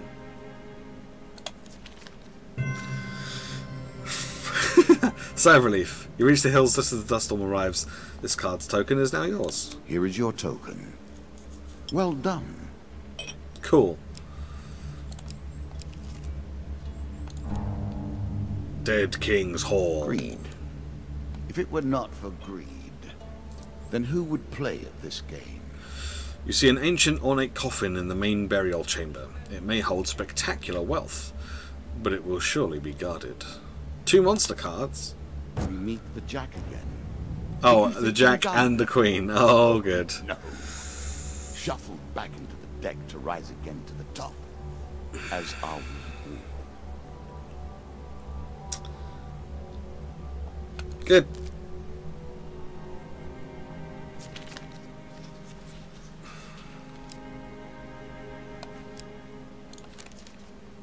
Damn it.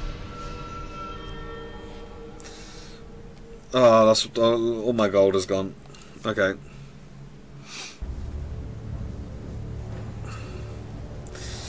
Never mind.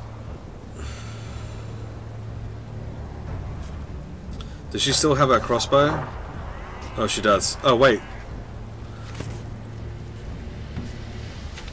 Oh man, there are a lot of dudes here. There are a lot of dudes here. Oh shit.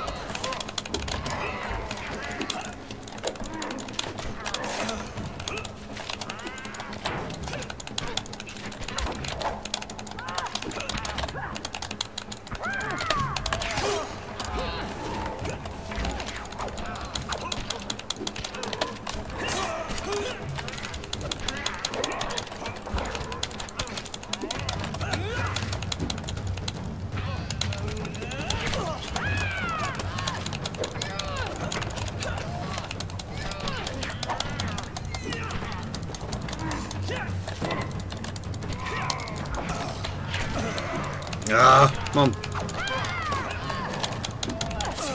Stop facing the wrong way. Stop facing the wrong way.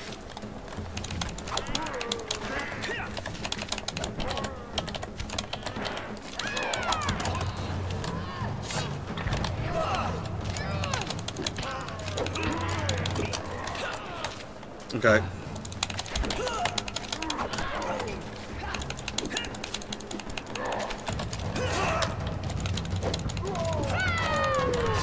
No, come on, come out, get out of the way! Why were you not doing your dodge? You would have stood there. Never mind. Yeah. And I was so mashing the buttons and he just didn't do anything. Don't worry though. You may try again. Your weapon has powers, yet you haven't used them. And now you're dead. My weapon did have powers, you're right, but every time I tried to use them I'd get interrupted because I'd get hit.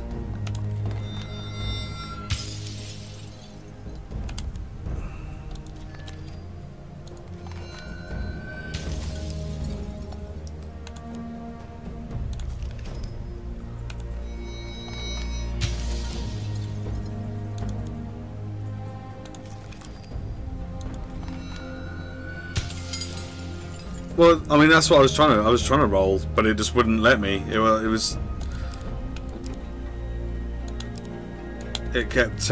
just wouldn't let me move, unfortunately. I was spamming the space button.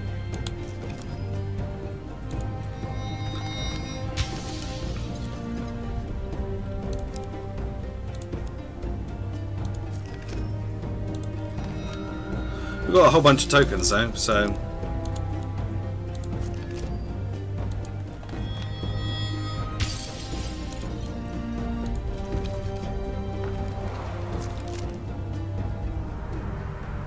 Once more, the cards will be dealt, and fate will be decided. I don't have to start from the very beginning again, though, do I? Just have to start from here.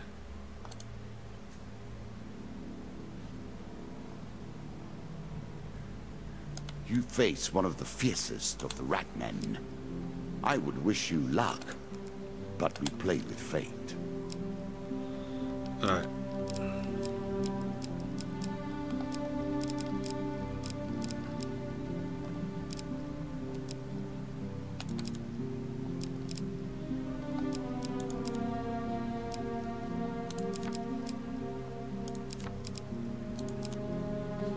What does that do? Can I inspect it? This card is new and thus it contains an unknown... Okay, okay. Great. Oh, I've got too much stuff.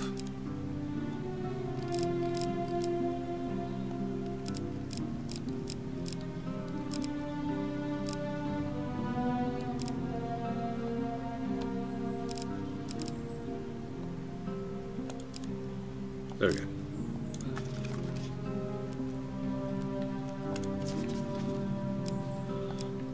Okay, are these any ones that we've done already? We can get rid of that one. We can get rid of that one. Actually, no, we need to keep that one because we need to do that one again if we can.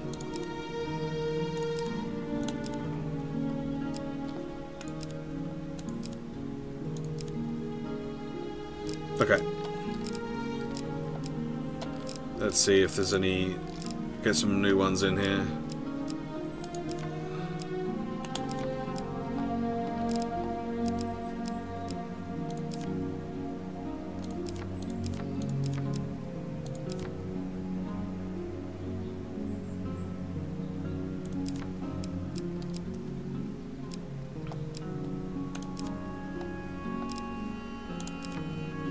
There we go.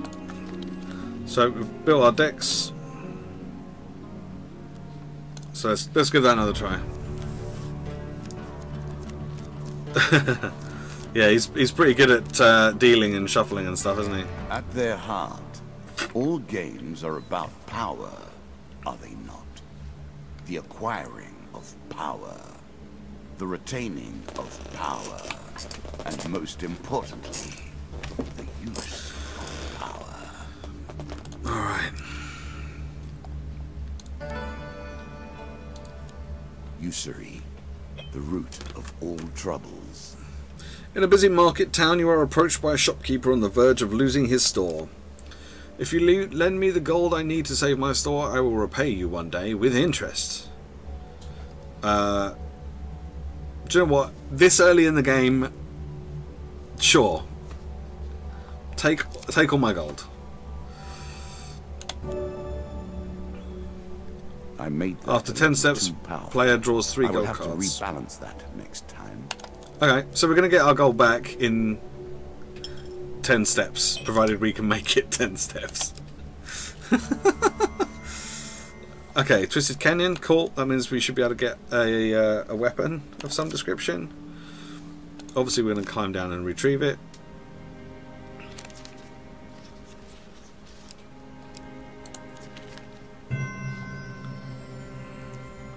What we're going to get?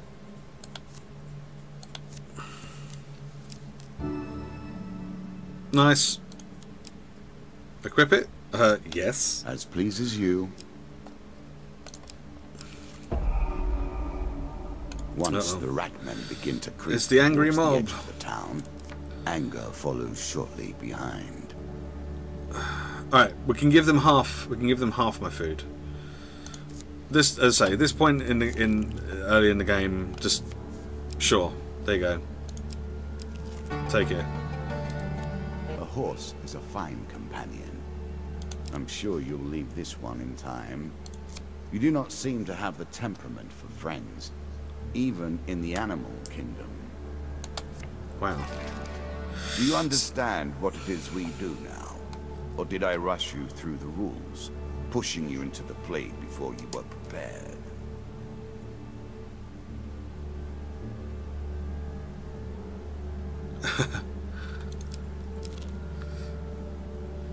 Reveal. Oh, okay. You're You're going to want something from me, but I don't have very much, so... Without them, it degenerates into nothingness. The gods show favour to... Okay. Sure. I've got nothing else.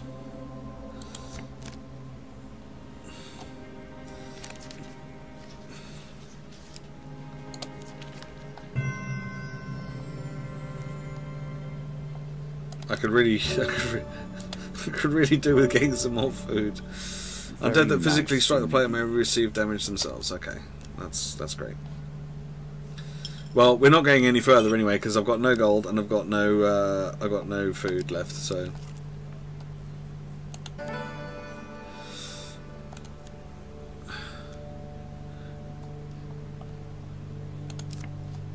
We removing curses and stuff, we can just leave that. Okay, oh, okay, so we take the greater the risk of starvation. We take damage instead. Sure, let's go. Okay. Well, we're gonna start taking damage instead then. Think about the way we play this game. You continue to die, yet we reset the board each time. One has to wonder how it is possible to truly lose. Okay. Well, this is gonna get interesting then. We've got no gold and we've got no food. So, but I should make quick work of these skeletons.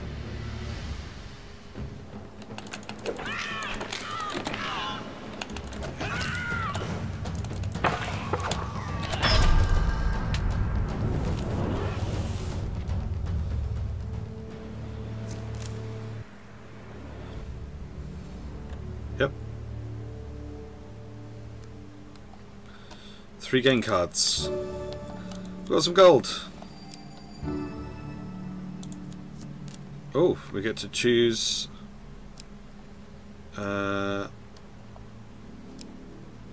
Ring of Survival, maybe?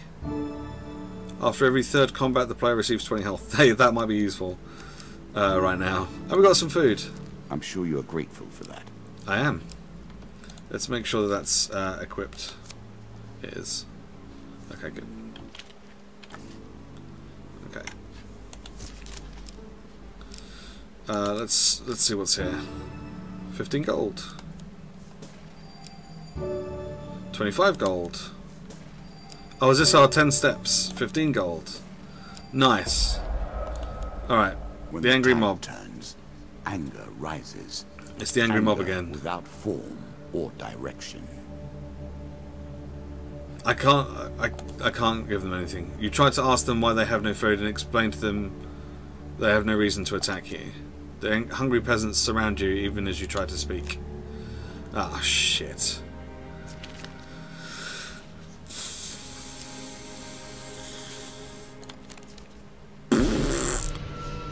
Huge failure. He's lying and all. You can tell by the look in his eyes. Okay, now we've got to run again.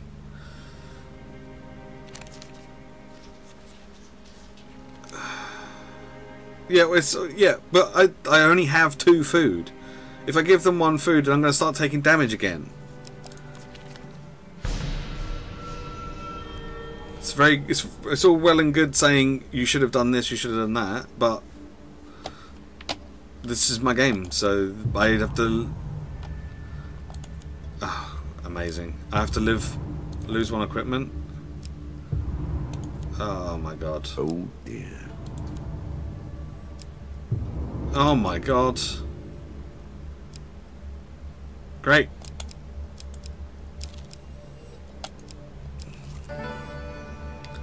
A shop.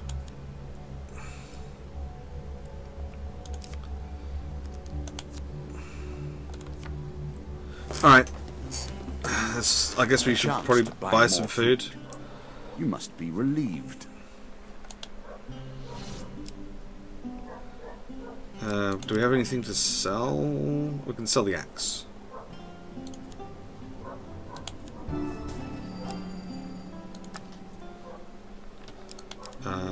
We should 10 food for 30. Yeah. Food is crucial for healing. If you travel without food, your strength will not be restored between encounters. You'll also begin to starve. It seems you'll learn that soon enough, though. Yeah, I've already learned that, thank you. Okay. We've got some food now. So, I mean, that's better than not having any food, I guess. Battle at These Brooktop. places are rife with power. It is not chance that you should meet a warlock here. I will happily wager on the outcome. I do not think you have what it takes. A light draws you to a nearby hilltop where you see a warlock disappear in a cloud of sulfur, leaving behind its summoned minions. Draw 2 monster cards. Okay. You ready yourself for combat? This will be fine.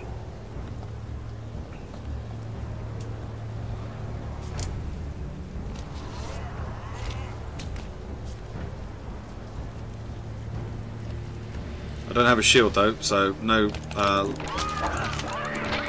blocking or countering.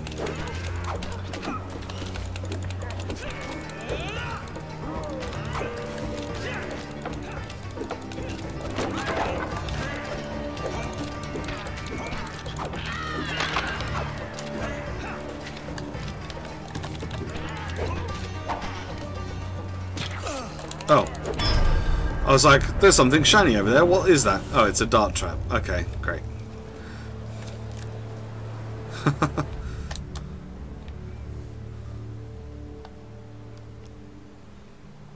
Okay, we get 2 game cards. 15 health. Okay, that's good. Another 15 health. Well, I mean, that wouldn't be so bad if I still had 100 health. Do with your newfound abilities. Never mind. Do we need to go to the shop again? I don't think so. I think we can ignore the shop. Head downwards, if you Okay, dare. let's go. All the world is a game board, and us men and women merely players. I alone do not play. I maintain the rules. You have choices, and I have predestination. Your choices, though, are merely a rediscovery of that which you already know. Field of Poppies. I have always felt a kinship to the poppy. Together we help you forget, and also recall. You wander among a field of poppies. Too late, you realize that the poppies are making you sleepy.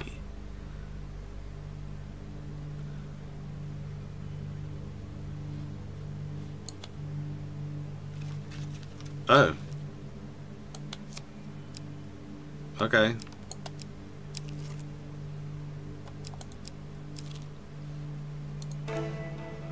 Asleep at the inn. What sort of scoundrel would go through a sleeping man's belongings? While sleeping at an inn, you jolt awake to find a bandit rifling through your belongings. You are quick to your feet, weapon already in hand. The bandit laughs, clearly drunk. Easy there, princess. Spare an apple, would you? There's a good lad. He stands unsteadily, clutching a stolen apple and some coins. You grab his arm in protest and earn a punch to the face. Looks like Nancy here wants to fight. The bandit laughs again, spits at your feet and turns to leave. Yeah, no, I'm sorry. You're not going to get away with that. With one practice swing, you execute him. A surprised gasp is the last sound he makes. Suddenly the room fills with bandits' lackeys.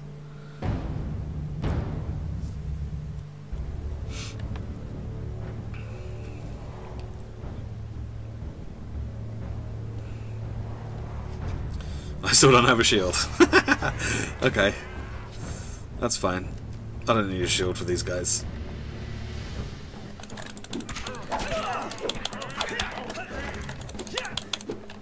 Turn round, for God's sake.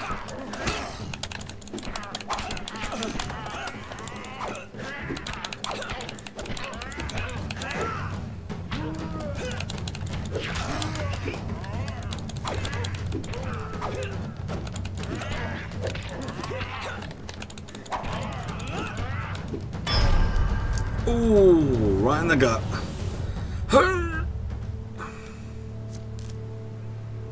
There we go.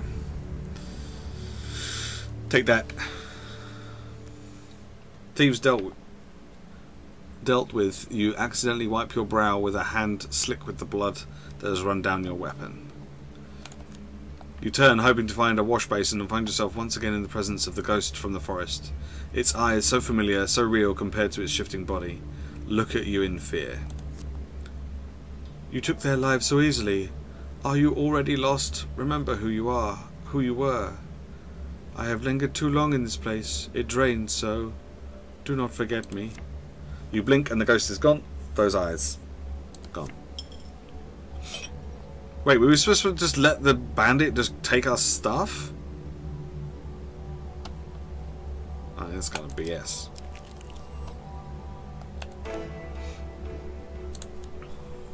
This token will unlock more cards if you can defeat this encounter. Norwich Port is little more than wooden planks sticking out over water. It's a den of iniquity?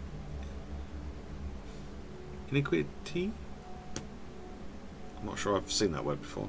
Visitors and inquiries are obviously not welcome.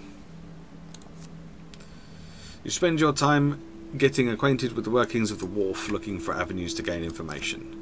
You have found 3 ways you might find out about the missing ships: steal some logs, bribe a worker for help, or help a captain drown his sorrows.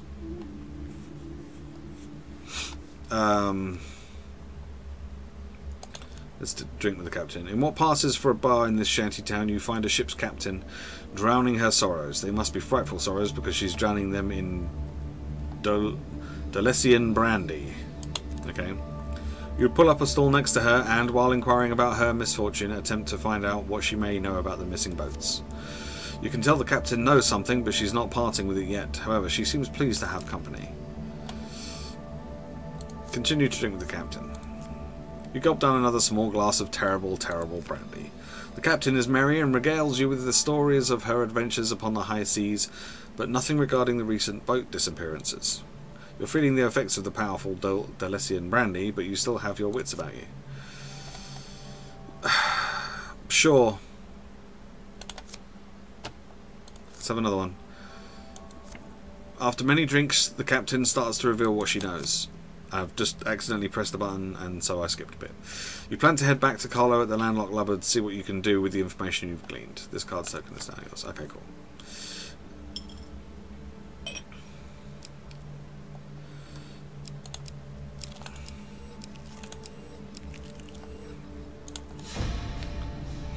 The White Council 2. There's a token in it for you if you win. As you come across a band of thugs standing on the roadside, as you draw near, they move to block your path. More bandits. Give them half my gold. Refuse. Go back the way you came. Well, I'm just going to refuse. The White Council doesn't like armed mercenaries wandering through their land, the man says, as his goons close in around you. Have you said anything about me being a mercenary? No one's paying me to be here, so technically I'm not a mercenary. I've only got 16 gold, so I must be a pretty crap mercenary if I'm being paid to do this stuff.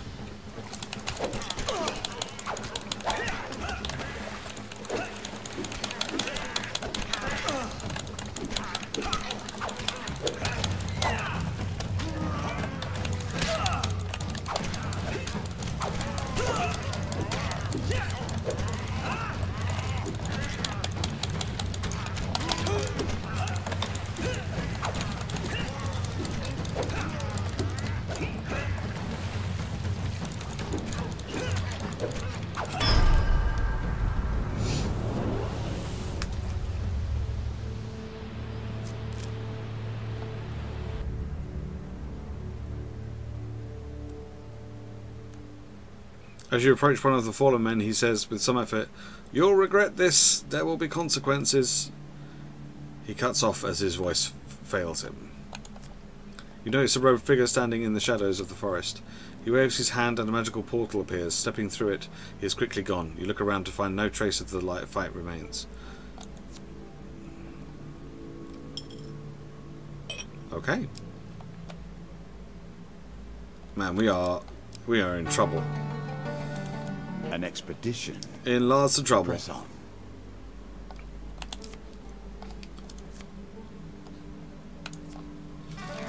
We've got no food. Jack of Plague has battered you once. Can you set him free this time? We got no food, and we are running low on health as well.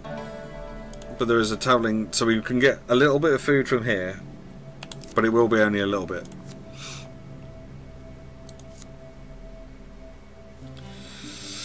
Finally, an opportunity to eat. Alright, have we got anything to sell? No, we do not.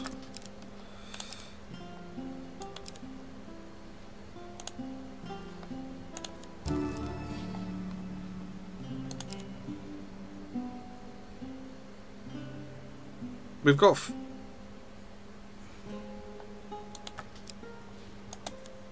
Yeah, we can buy that. There you go. It said insufficient gold. Oh, we don't have insufficient gold. We've got enough gold. Just.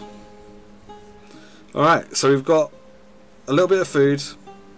It won't see us to the end. It'll only see us to here. So I hope that we can... we don't take any more hits. Win this and claim my token. 3 masked men, leave them be. Okay, so we're here again. So we can follow. They don't want us to interfere, and now we should interrupt, because if we stay here, then we don't get the token. You burst forth from your hiding place and plead with the assembled crowd not to go through with whatever bizarre ritual they are engaged in, but you gain no support. Their leader eventually speaks above the crowd.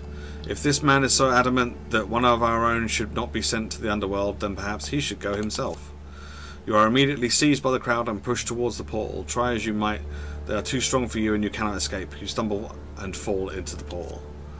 You fall to the ground with only a gentle jolt. You find yourself in a forest that bears a most striking resemblance to where you just were, but with two very significant differences. The crowd of masked onlookers are gone, and the sky burns with bright red flames.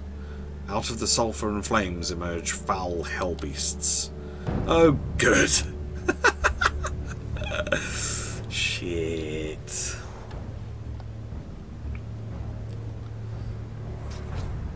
Okay.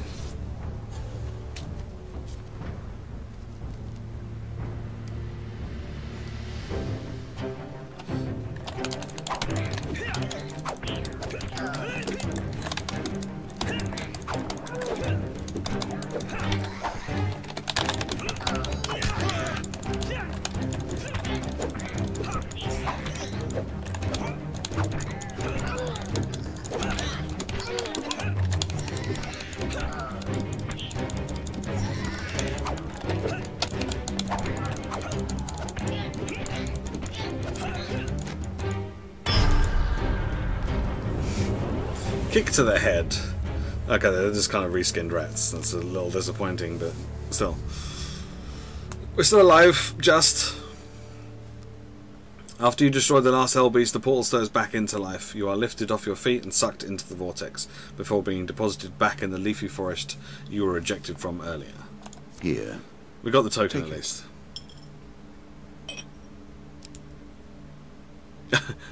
No, this isn't the Gwent thing. This is totally different. Good to see you, Early Witness. Thanks for stopping by, friend. Okay. Oh no, we're lost in the desert again. Now you have reached a point from which the path ahead is unclear. What will be your solution? Let's pray to the old gods for salvation. Oh, fuck. A choice. Select your desire. Yeah, it's pretty good. The combat is a little clunky.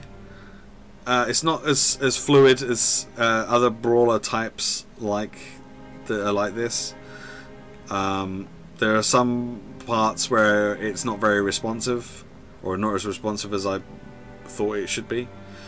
I don't know which one to pick here. I'm thinking this one. I've got a 1 in 4 chance of getting it right. Let's go with this one.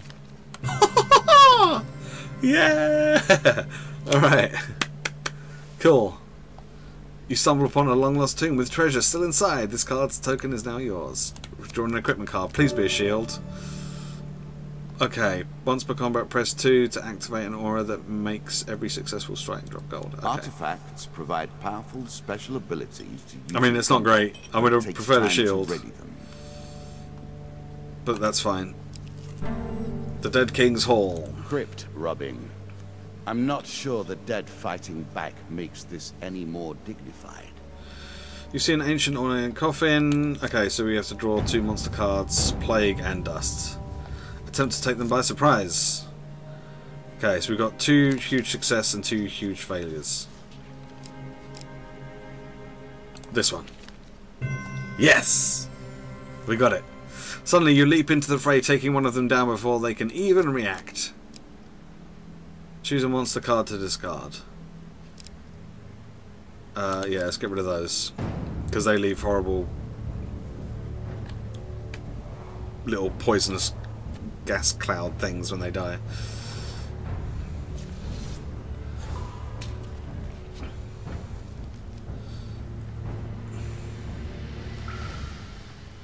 Alright, so press 2 for my artifact. Okay.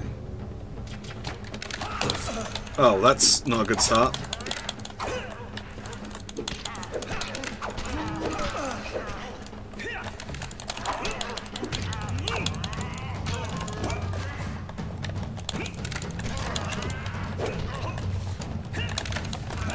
Ah!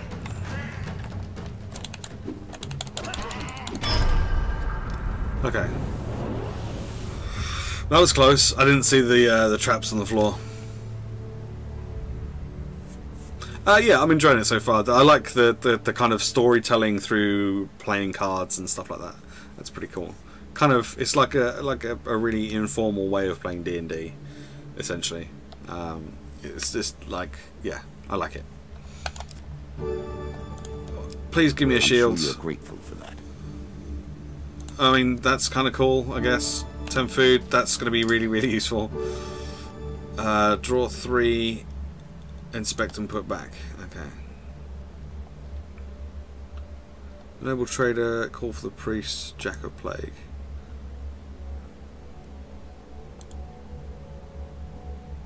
Okay, that's fine. So it's just the last 3. We've got 1 gold. Noble in mind, or simply noble by birth? A nobleman approaches on a chariot. As you walk the streets of Stiegel, he notices you and comes to a stop. Greetings, mercenary. I am a collector of weapons, and yours intrigues me. Would you part with it for gold? No. For it is the only one that I have. Disappointing, but my own fault, I suppose, for expecting to find a business-savvy peasant. He rides away. Yeah. That's fine. I'm coming up to a bit like the last boss. There's no way I am giving some dude my freaking weapon. Call for the priest. So he's going to sell us stuff, but we have nothing. We have nothing to buy because we've only got 1 gold. We have nothing to sell. So we're just going to have to pass it by. Alright, boss time with only 40 health and no shield. He awaits. 52 health, okay, that's fine. And pestilence, and blood, and teeth. Faster and stronger than normal Ratman, this beast inspires all vermin around him to strike faster the more damage he sustains. Here is a beast who hates your kind and has grown fat and evil with that hatred. The Jack of Plague will kill you and suck the marrow from your bones. A challenge for you, and a token if you succeed. Yeah. Yeah, they do. Like, I can't really complain. I bought it on sale on Steam, and it's been great so far. So, okay, so we kind of want to try and kill off his like minion dudes first, because they're going to get stronger the weaker he gets. If we can. Oh shit! Can you freaking?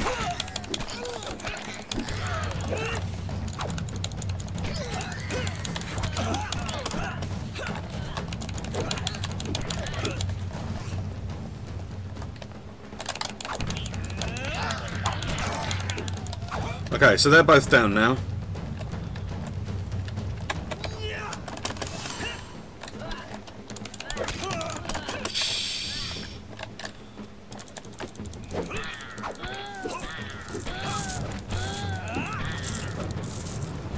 Yeah. Oh, and now it's going to get really bright white again. I don't know why games insist on doing this. It's so annoying. Kings and kings of the rat kind have lost a child here today. For slaughter, your reward. Hooray! We did it. For loaning gold to a merchant, we receive a marketplace card. For donating food for the orphans, we get some more stuff, more cards. For exploring Brooktop Hill. Cool. I'm happy about getting the gold cards. Landlocked Lover 2. White Council 3. Tripping into an underworld. We get some more of that storyline. Discovering a tomb while lost in the desert. 25 gold and a desert cult. Dead King's Hall. Treasure chest. As a reward for defeating my Ratman Jack, you receive these cards. New weapon, new armor. Nice. And new challenges. Come, play. Cool. I do not want to just sit here. Look at the cards you have earned. Now we have enough to begin a real game. Now we play. Okay. You can now access Endless Mode if you wish to test your skills against chance itself. No, I think I'll continue with the story mode. What I'm going to do though is I'm just going to quickly take a break, and I will be right back. I will put some music on or something. Oh, actually no. I'll just leave the music in the background, the sounds in the background. But I will be back in just a moment.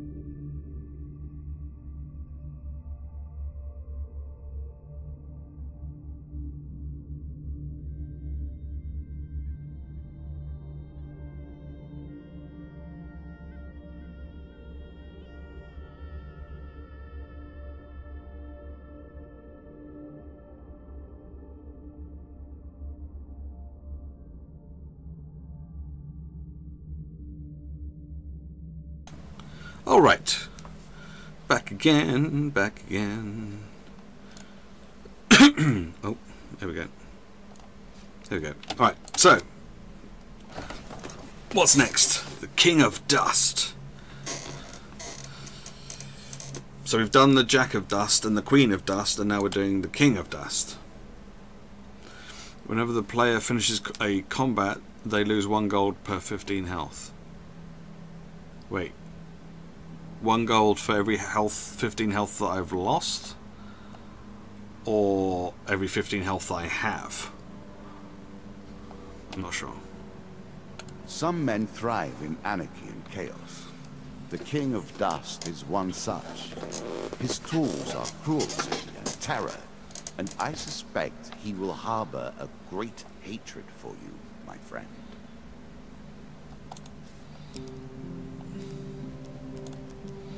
Alright, let's see what we can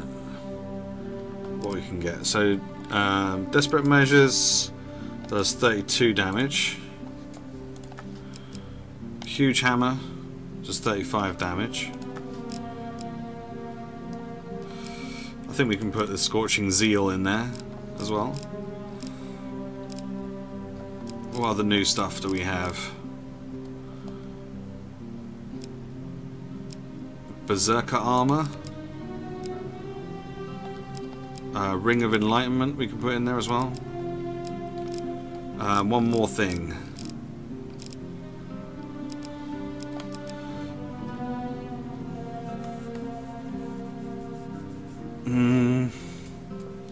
Is it worth putting another shield in there? So that we at least have the option for another shield? I don't know. Maybe just put the other medium armor in there. There you go. Okay. Let's take out the ones that we've done.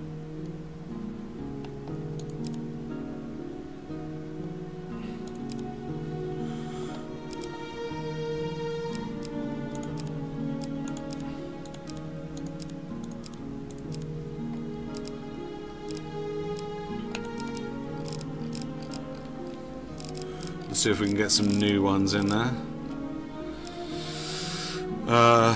Let's take that one. I don't really want to put the charity in there because that kind of screwed us over last time a little bit.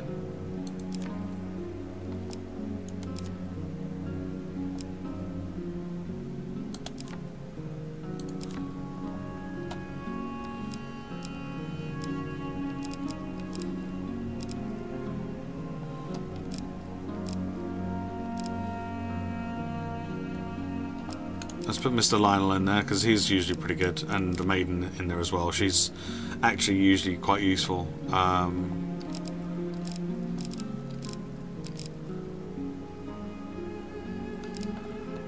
Dead Man's Scourge is quite useful. Charity's the thing with the charity is that you give them like I don't know, you give him like a whole bunch of food. And then in return he gives you a blessing, which is really, really cool and really useful. But quite often I've been struggling with keeping a decent amount of food in this game. And so I'm always like, is it worth having that in there? Do you know what? Sod it, let's put it in there. And then let's put the Crucible in there as well. Alright. I think the main problem I had was that I had lots of things to be at the very, very start that were like, give this person half your food, and give this person 10 gold, and give this person this much stuff. And so, sort of within about 3 or 4 cards in, I'd kind of lost most of my resources already. So, I was just like, oh, okay, well, shit. The King of Dust takes his tithe of all.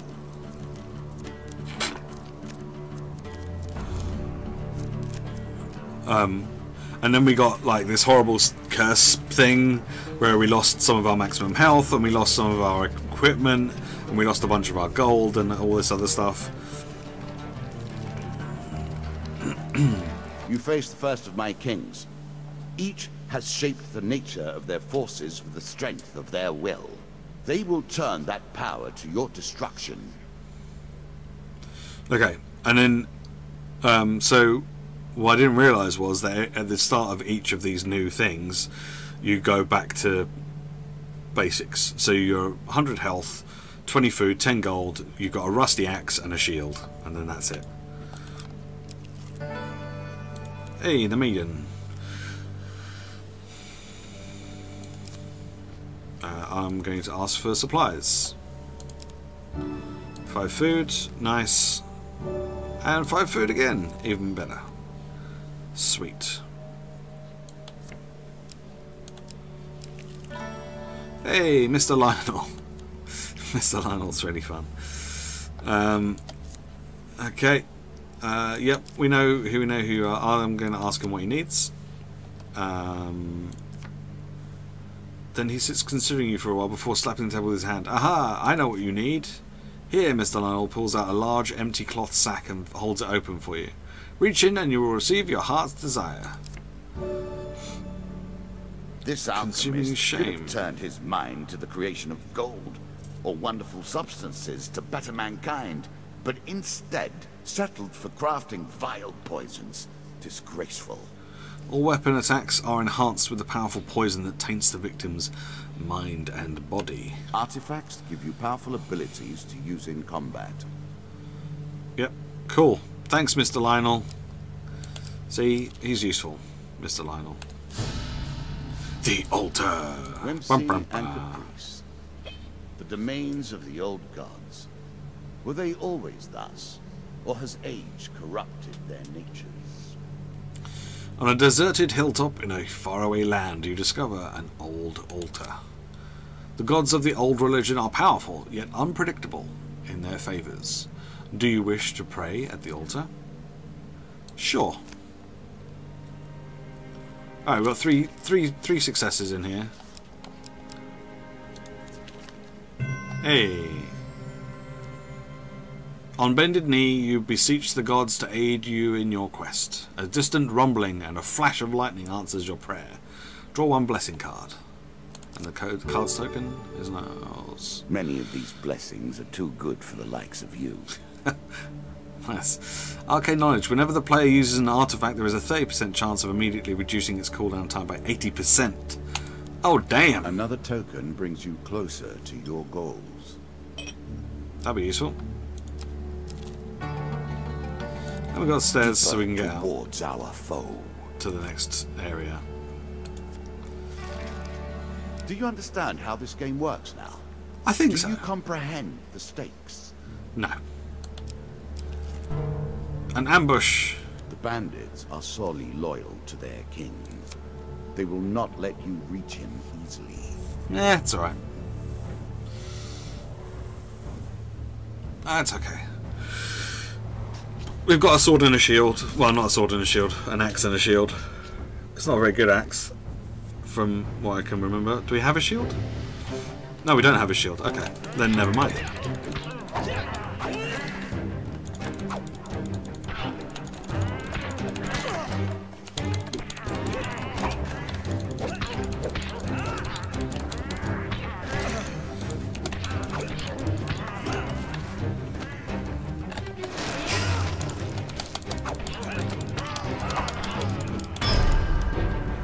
Boom.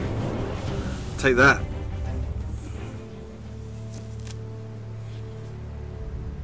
Why have I lost 5 gold? I don't know. While searching the area for anything worth salvaging, you realise that one of your opponents is only pretending to be dead. Sneak up and kill them.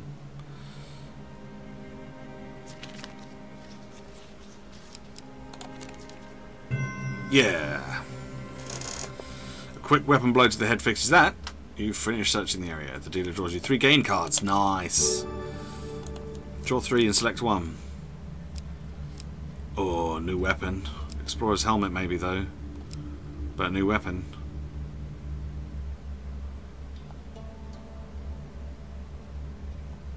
Let's take the new weapon.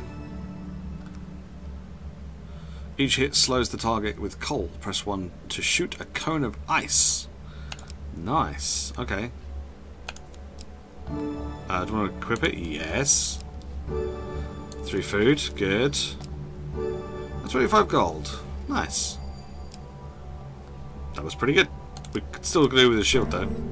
Another ambush. You may have to contend with every bandit in the kingdom before you reach the king. Okay. That's only 2 of them. That'll be fine. It'll be fine. It'll be fine. It's not going to be a problem. We've got a new sword now as well. I didn't actually see how much damage this sword does. Oh, that looks cool.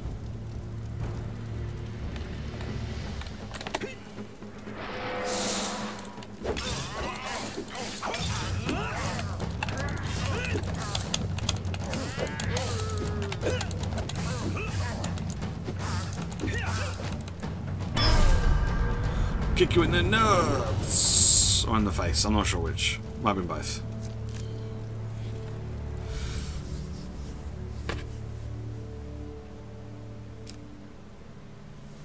Oh, okay, sneak up and kill them again.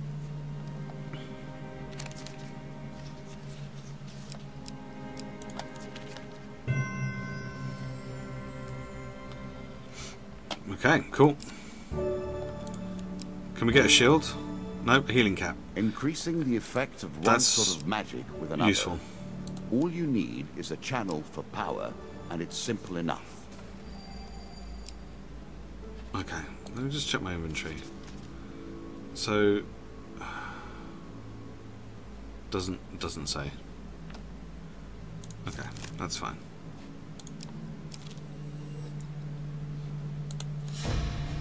Treasure chests. A treasure chest? What more iconic emblem of success could we imagine? It's bound to be something like a mimic or something, isn't it?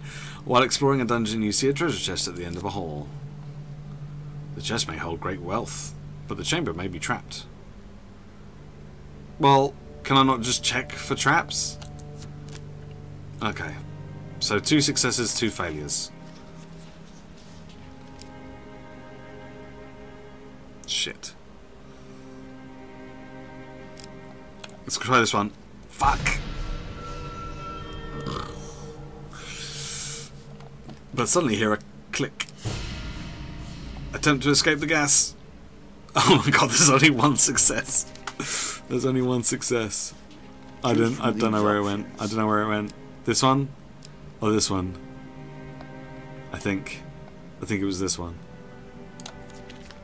No! That was the worst one. Oh no. Lose 10 max health. Lose 5 max health.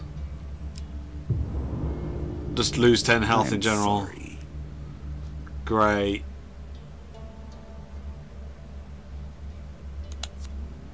We play for a token now. The treasure chest looks battered, but still intact. What treasure might it hold? Attempt to pry it open. Okay, this is. I like these odds are slightly better. Except when it does that, and then I just get completely confused. Oh, for God's sake!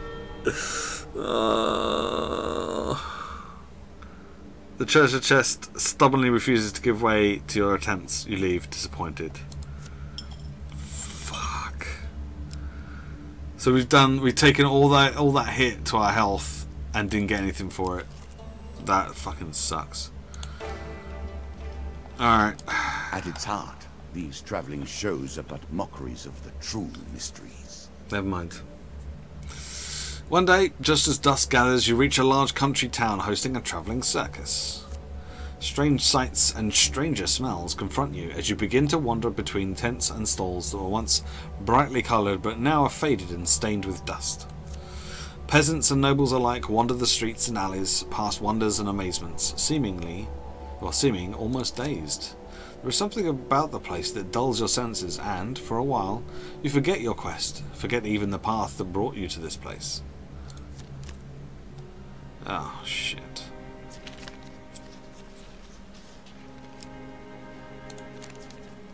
Oh, for God's sake! A black cat darts out and weaves between your legs. Distracted, you take a wrong turn and wander down a darkened alley. Of course I do, because... oh my god. The mysteries of the carnival await you. Oh, come Come on. Come on.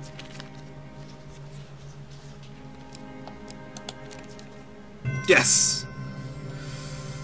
A muffled call for help brings your attention to a hall of mirrors. You stride inside, weapon in hand. In the reflected gloom, you can see some cloaked figures moving, but you cannot tell in which direction or how close they are. After some time, you come across a small dark pool on the ground. A few coins lie scattered around and stained red with the blood of the previous owner. Okay, 25 gold. Okay. You continue to make your way through the mirrors, but find no other signs of life until you rejoin the street crowds. As you walk away, you wonder what kind of thieves would take a person and leave their gold. Soon, you are distracted, and the incident slips from memory. Sometime later, you find yourself standing at the edge of a forest. The sounds of the crowds behind you. Day is just dawning, but which day? Looking back, you see the ruined buildings of a country town, long ago abandoned. Huh. Okay. Traveling jeweler. Okay, let's. We've got rather a reasonable amount of gold actually. So let's go and let's go and take a look. See what they've got. I really could use a shield. I don't know if we'll find one here. Do we have anything to sell? I do. I can sell that.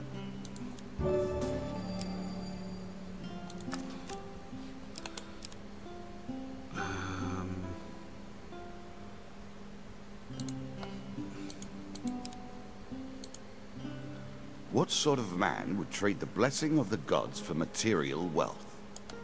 Huh, okay. Yeah, I don't want any of that stuff then. Is it worth buying any food, do you think? We've got quite a lot of food. I don't think it's worth buying any food. We'll just save it. We'll save our gold and we'll move on.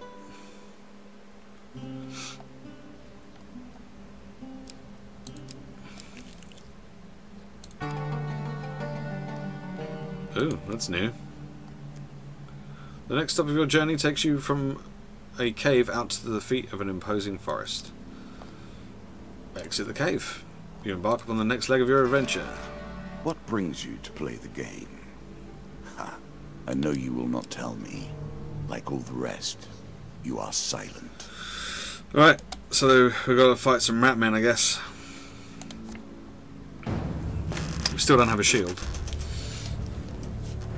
which is a little annoying, but we'll just have to make do.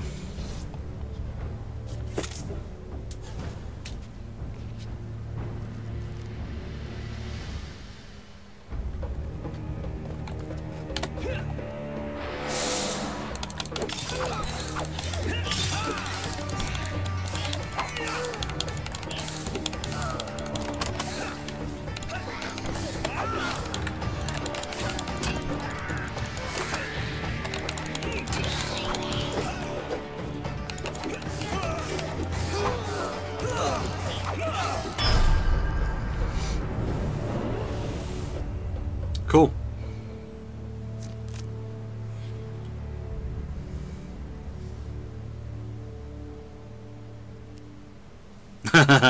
Yeah, yeah, yeah. She's streaming tonight, I think. I'm sure you are grateful for that. I'm really hoping that she gets a better setup, because I watched some of the last one that she had, and it was very ghetto. Like, yeah, it was all right though. It was okay. And like her personality kind of makes up for the fact that the setup's not great. Do we want to go and buy anything from the shop? Well, maybe we'll see. Maybe these guys have got a shield or something I can get. Julia Hardy. She's a British freelance games presenter, journalist person. Can't remove curses because that's going to be way too expensive. Don't need to heal wounds. Yeah, that's like 200 gold. So So yeah, no, they don't have anything I want. Okay, never mind. Yeah, she does BBC radio stuff, but she does a lot of other bits and bobs as well. Like she does a lot of presenting at conventions and stuff for Xbox quite often.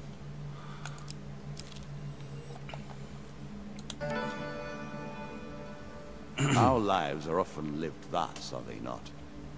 Pushed back and forth by the whims of ability or power. Again, a token is at stake. All the lands in the kingdom are being overrun with ratmen. Merchants in my lands are attacked on the road, as are any travellers, such as yourself. My guards are needed here with me, but if I had just 50 gold, I would hire a mercenary army to find their nests and cull their numbers. Pay the Duke 50 gold? Or... That's all... Yeah. Sure. A wise decision. I shall begin a campaign against the filthy rats immediately. Alright, so we just paid 50 gold for a token. It better be a really good token. A rat cleaver. Rats have so few friends. Hits against ratmen inflict double damage. Press 1 to cause a force explosion. Throughout the ages, and are more similar than either would care to admit. It does a little bit more damage just in general anyway, so it might be worth taking that because we're going to be coming up against rats. All right, we're in the Crucible. Battlefield of honor, or at least a close approximation. Enter the Crucible. Choose your opponent wisely.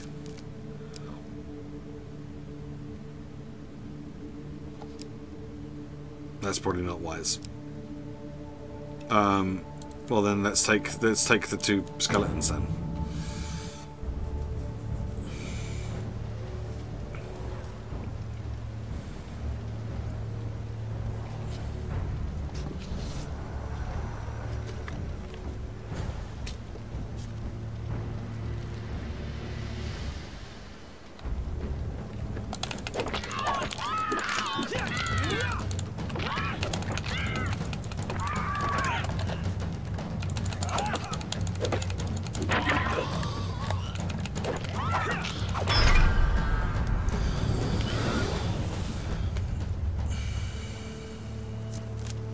Well, we did, kind of, a little bit. We did talk to her quite a lot about streaming and stuff in general, but not about how to get it set up and stuff. Obviously, because like she doesn't have anything like Streamlabs or anything like that set up, so she doesn't have any alerts or anything like that on the screen.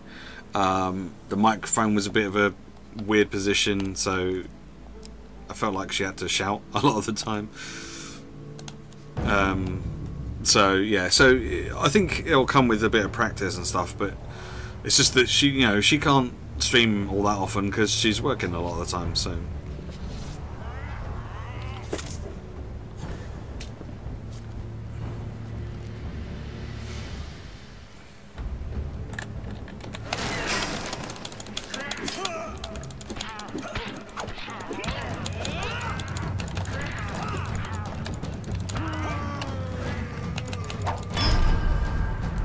Boom.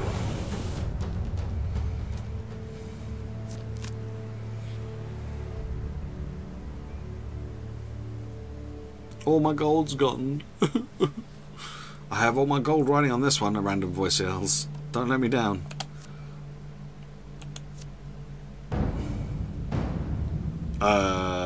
Okay. Okay. We've got 6 rats to deal with. Hey Nightwing! How you doing, buddy? I hope you're well. Hope you had a good weekend.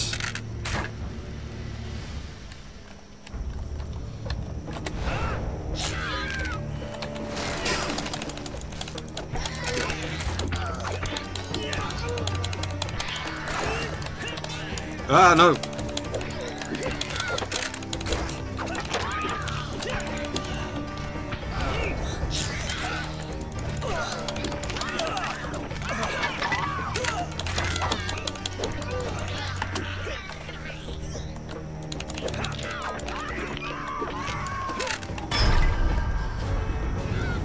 Great. Good camera right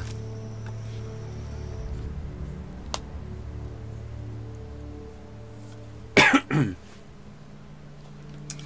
After surviving the crucible, you're paraded through the town, blah blah blah. You've made me rich, warrior. Did 4 gold gain cards. Okay, so we get some gold now. 15 gold. 40 gold. 10 gold. 15 gold. Nice. So we do actually have a little bit of gold now. More rat men. It seems you have made an enemy of the rat men. They do not normally attack unless provoked. Uh-huh. Yep. Rich now. But I've got a curse on me, which means I lose like a whole bunch of gold after every combat. So...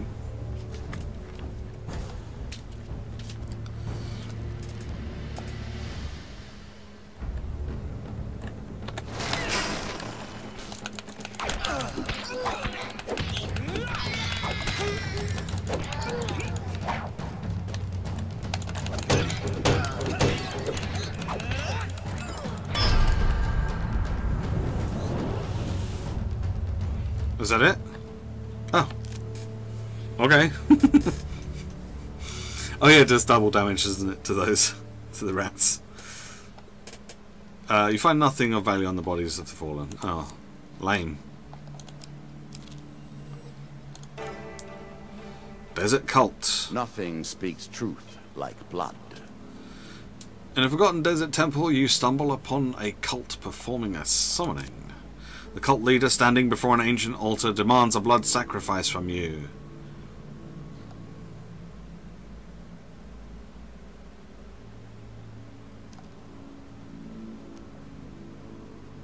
Sure. Lose 15 max health? Oh, great. Lose 5 max health? Oh my god. My max health is down to 65. Do we get a blessing? Whenever the player is struck by a ranged attack, there is a chance that the attacker will be stunned for 3 seconds. That's pretty useful. And we get the token. Ah, shield! A shield for the finally! marathon, not the sprint. Finally, we have a shield. Oh, so good. So good. Let's make sure that's equipped. Yes. For every 3rd encounter does not consume food. Press right mouse button to shield bash your target stunning it. Okay, good. Alright. So maximum health has been reduced down to 65, which through the woods and see what lies beyond.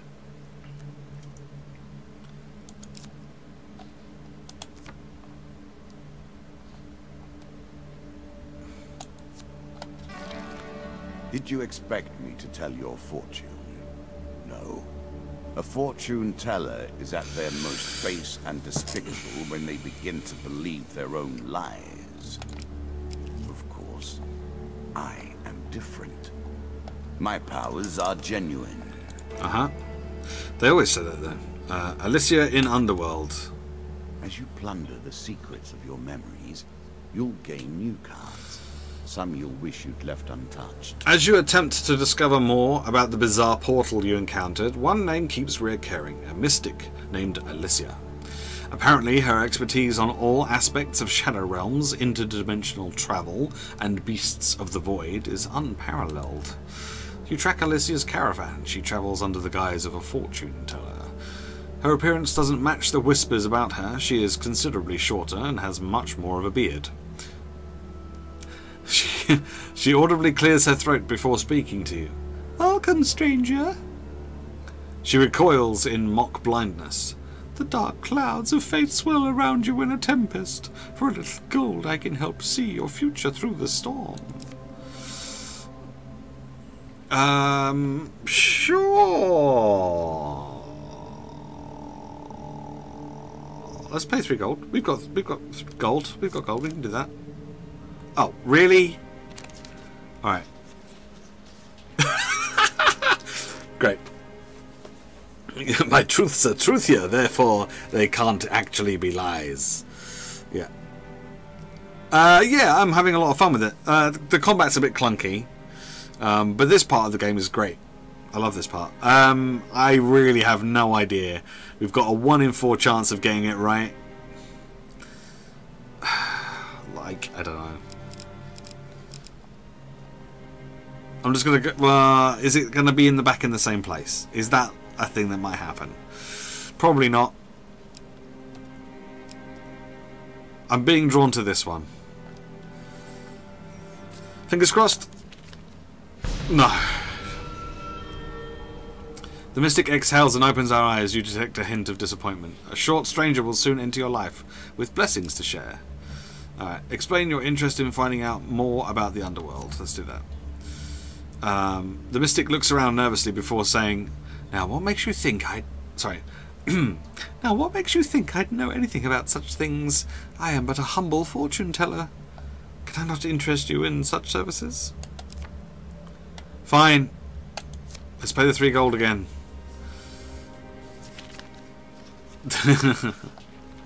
I totally wasn't looking. I totally wasn't looking at that.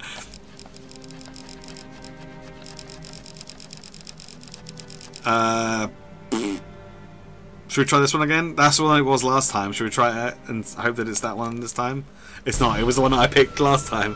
God damn it. Okay, let's try again. We're just going to go through all of our gold. A choice. Select your desire. This one. Yeah! Finally. Got there in the end. The mystic's eyes flash wide open. You.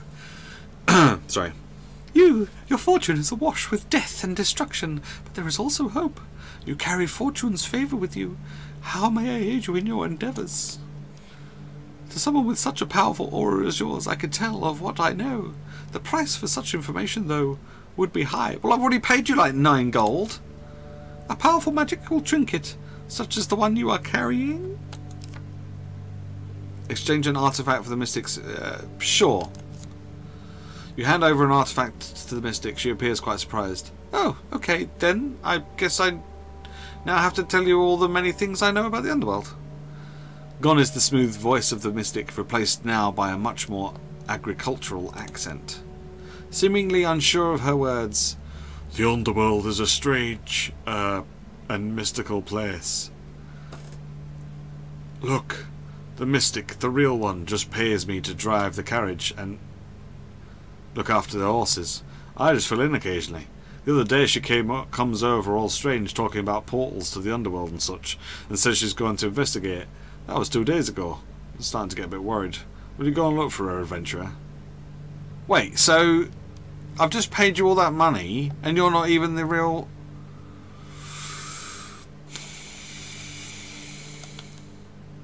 God damn it. I know. Yeah. It's because she's not actually the real mystic, you see. It was just the caravan driver. You venture out into the woods behind the mystic's caravan and soon come across another portal like the one at the village sacrifice. As you edge closer to the portal, a powerful voice booms out in a delighted cackle.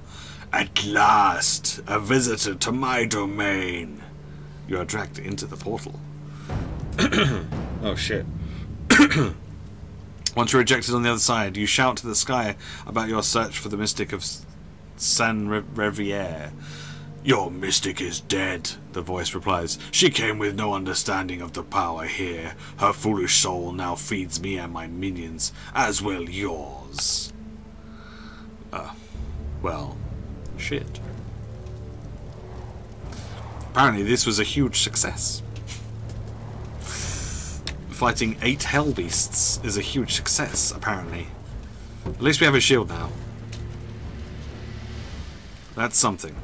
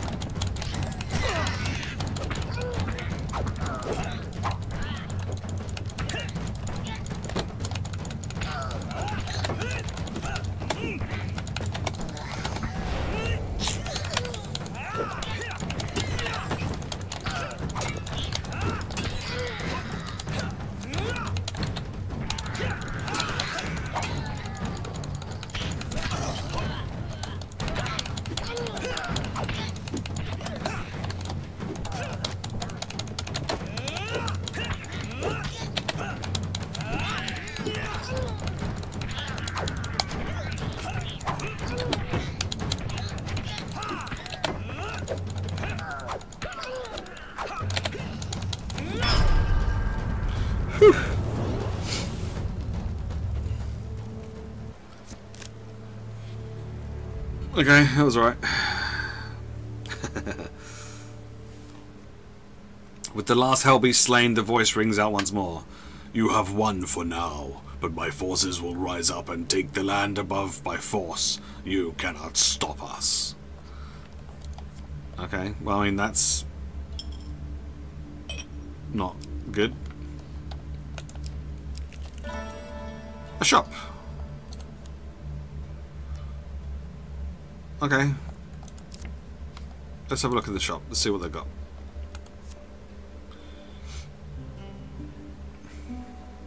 Might be worth getting a little bit of food.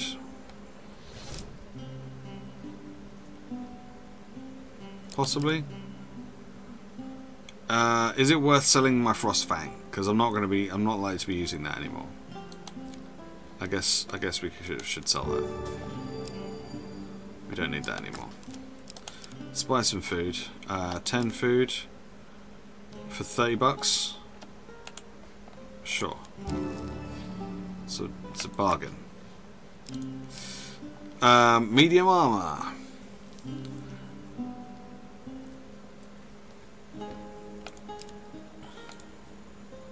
Move quickly from here. There is little material gain to be made. We don't want that. What's this one? During combat, strikes sustained from bows and wands have a chance to restore your cooldowns. Eh. It might take that though. Distinctly average. What do you expect me to say? Congratulations. Yeah, let's get some medium armor.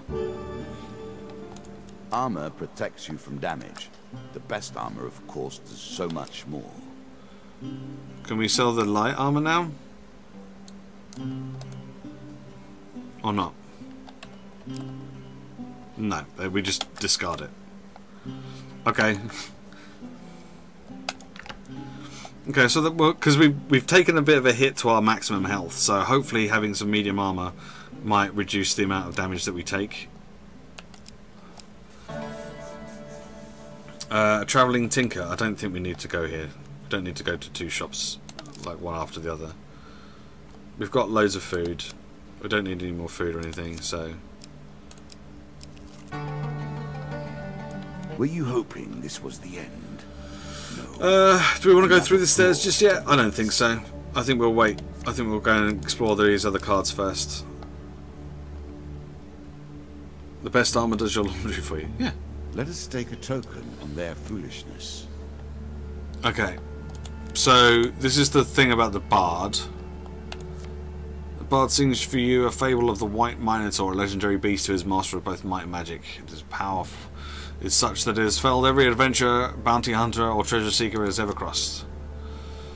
So we have to give him a small donation.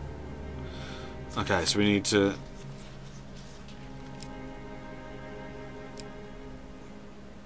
This one? Shit. God damn it. Pay the guard 15 gold. Sure. The Bard bestows upon you all of the knowledge that he has gleaned about the White Minotaur. It is yours. You can take it. Thanks. That wasn't ideal. The Landlocked Lover 2. I will happily wager on the outcome. You return to the Landlocked Lover. You have what it takes. And find it somehow even emptier than before. Carlo is entertained by the story of your time in Nulvich. You explain that you were told you'll need a highbinder to find the missing ships. Carlo laughs. It's not a highbinder, it's the highbinder. He's a broker of information. If he knows anything about the missing boats, then he'll tell us, if we can pay his price. I'll contribute what I can towards the highbinder, but as you can see, the tavern business hasn't made me a rich man. He'll accept any currency, but we'll have to provide enough to make it worth his while. Oh, shit. Do I really want to use up almost all of my food? I think we'll have to come back to that. We'll have to come back to that another time. Oh, great. Pity the losers or scorn them. You encounter a priest wandering along the road. Give food to the priests. Okay, let's give him 10 food. I've got 25. I can give him 10, and then that'll... Let me see if I have anything in my sack. You better have something in your sack. I'm going to be mightily annoyed if you don't.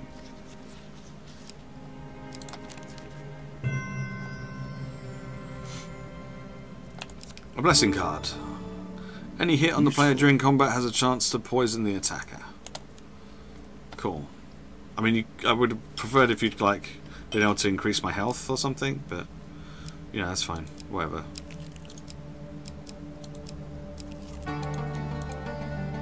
One more step down, and we may see the end of this, or another set of stairs. On this floor, the King of Dust waits for you. He is prepared. Are you?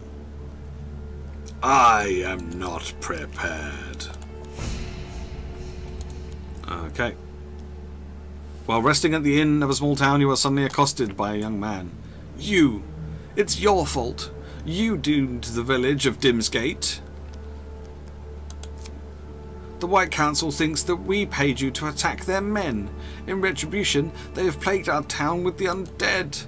One day a group of mages appeared out of nowhere and laid a curse on the town. Some men, my father included, tried to stop them, but it was hopeless. Their magical shields blocked every blow.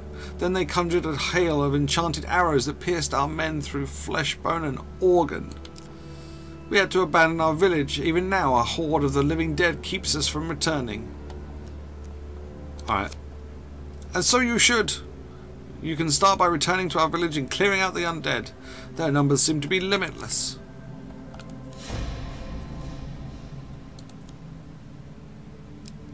Okay.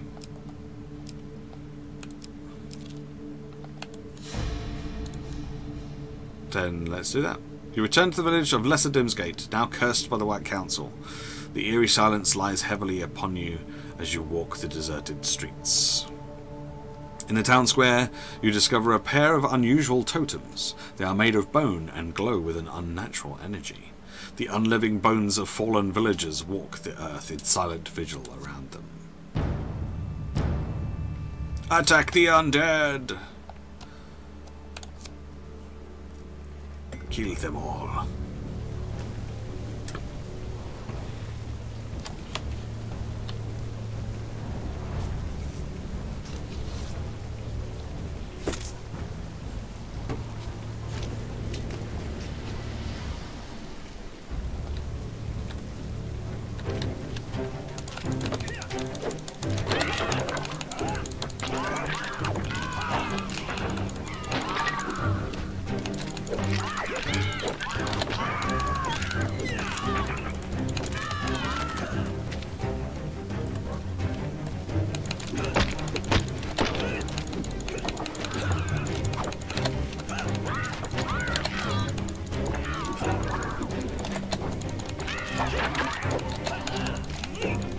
They're going to keep coming back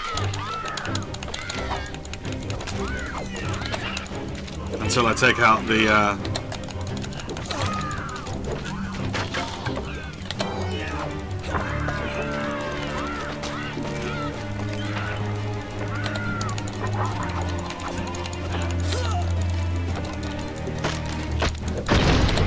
Okay, there we go. One down.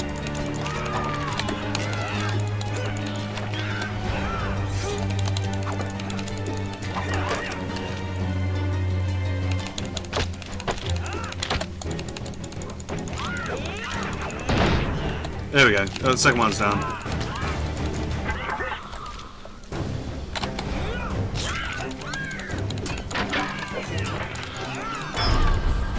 There we go. We got there in the end. That was a cool little encounter. Slightly different. Later that day, the villagers learn of your efforts and begin returning to bury their dead. You've done nothing, stranger, yells an old woman as she drags a sack of bones towards the village's cemetery. Those rogue devils will be back again when they hear of this. Next time they'll probably blast this entire village off the face of the earth. You've doomed us all. Don't mind her, a young girl says. She's always cranky. Thank you for laying our fallen to rest. She has a point though. They're probably going to come and kill us all. Unless you can stop them.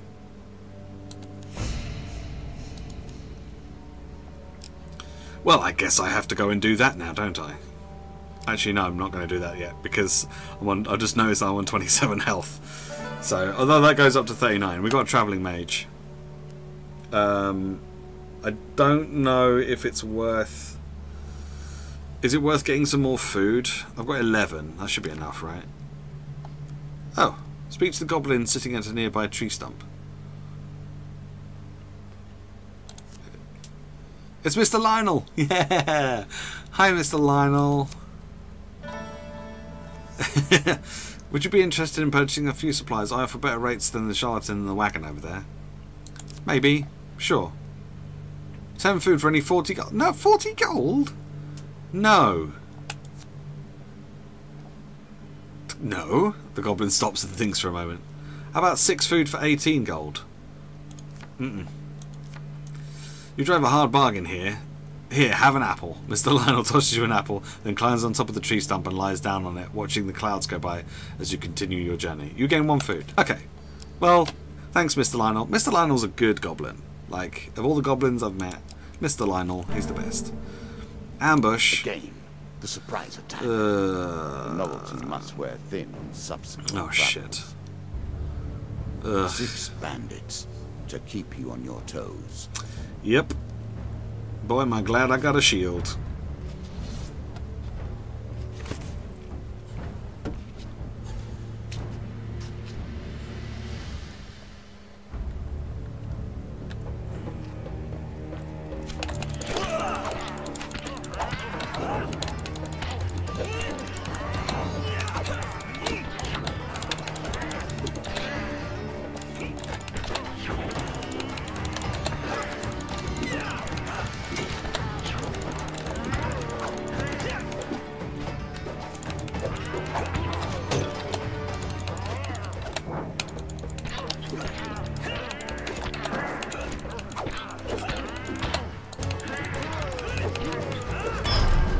Yeah, take that.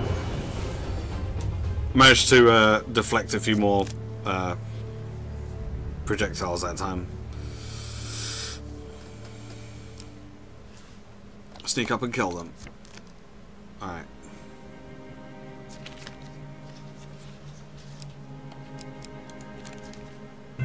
Success.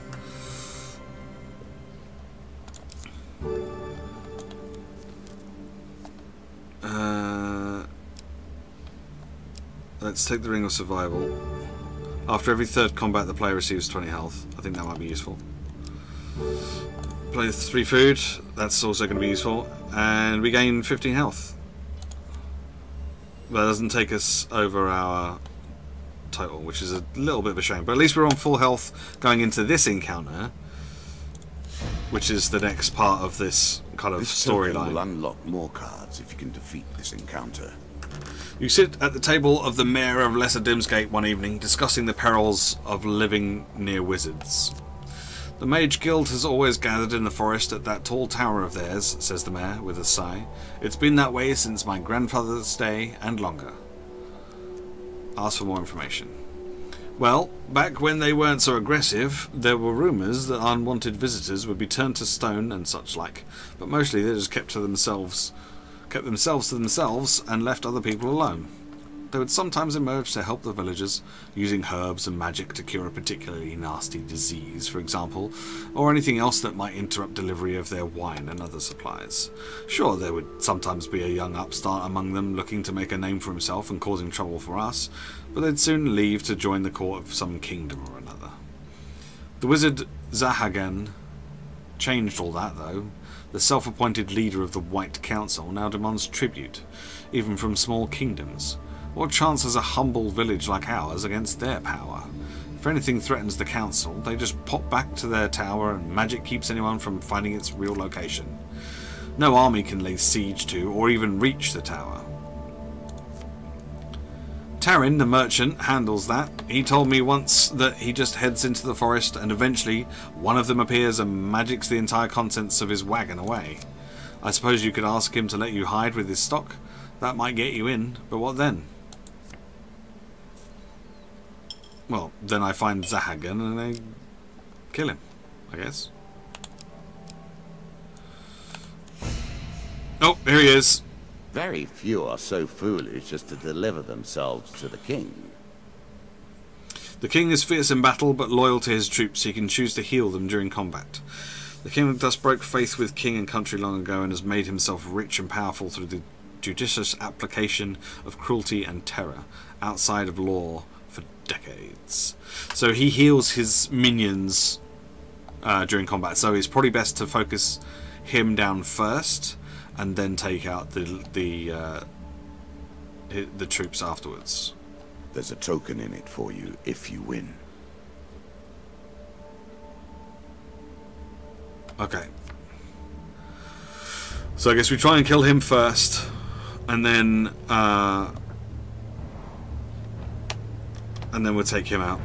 There's only 4 of them, so that shouldn't be too much of an issue. Hopefully.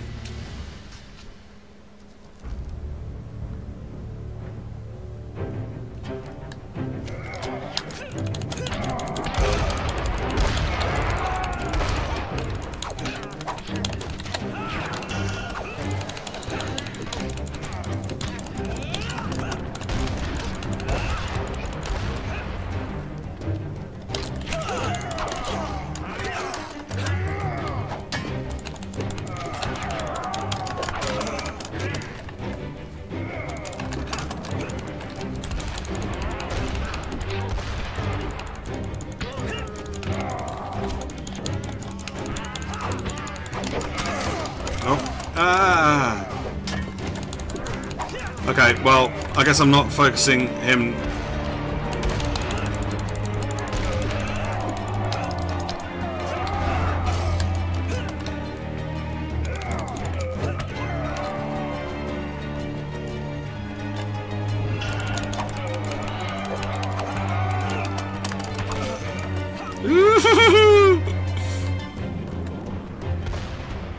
Would be nice if I could move the camera around.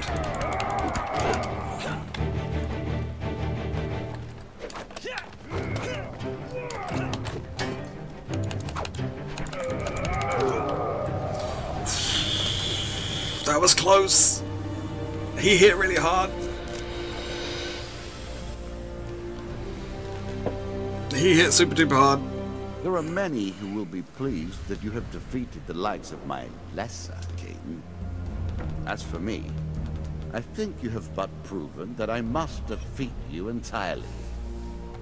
A set of new trinkets for you. You will need them, and more. Cool. We got some new cards.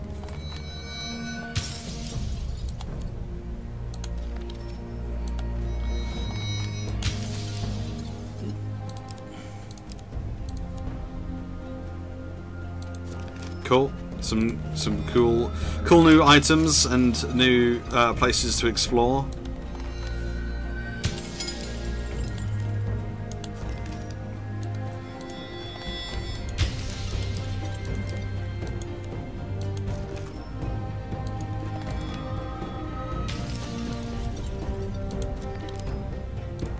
Last one.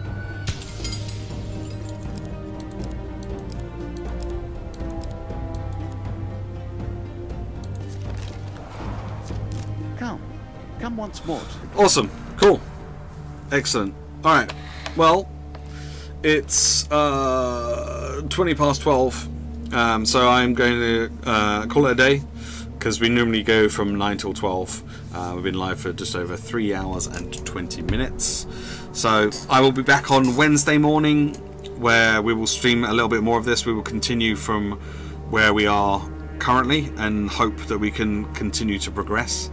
I think I've got the hang of this a little more now than I did earlier, so that's pretty good. That's pretty good. So let's go and see if there's anyone streaming that I want to host up. I don't think there is. No, there is not. There is not. So never mind. Not to worry. I guess everyone's either at work or probably still in bed. So regardless, I'm going to go. and I thank you very much for watching. I hope you have a good day. I know it's a Monday, and Mondays are generally not great, so I hope your Monday goes well. I will see you on Wednesday. There won't be a stream on Friday though, because I'll be at EGX, so probably not going to be anything on Friday. But follow me on Twitter, and you'll be able to see stuff from EGX, I imagine. So there'll be a link below, so you can follow me on Twitter. I think, hang on, I might even have a command for that. There we go. I do have a command for that. So there we go. I will see you Wednesday. Take care. Enjoy your Monday as best you can, and have fun. And I'll see you soon. Okay.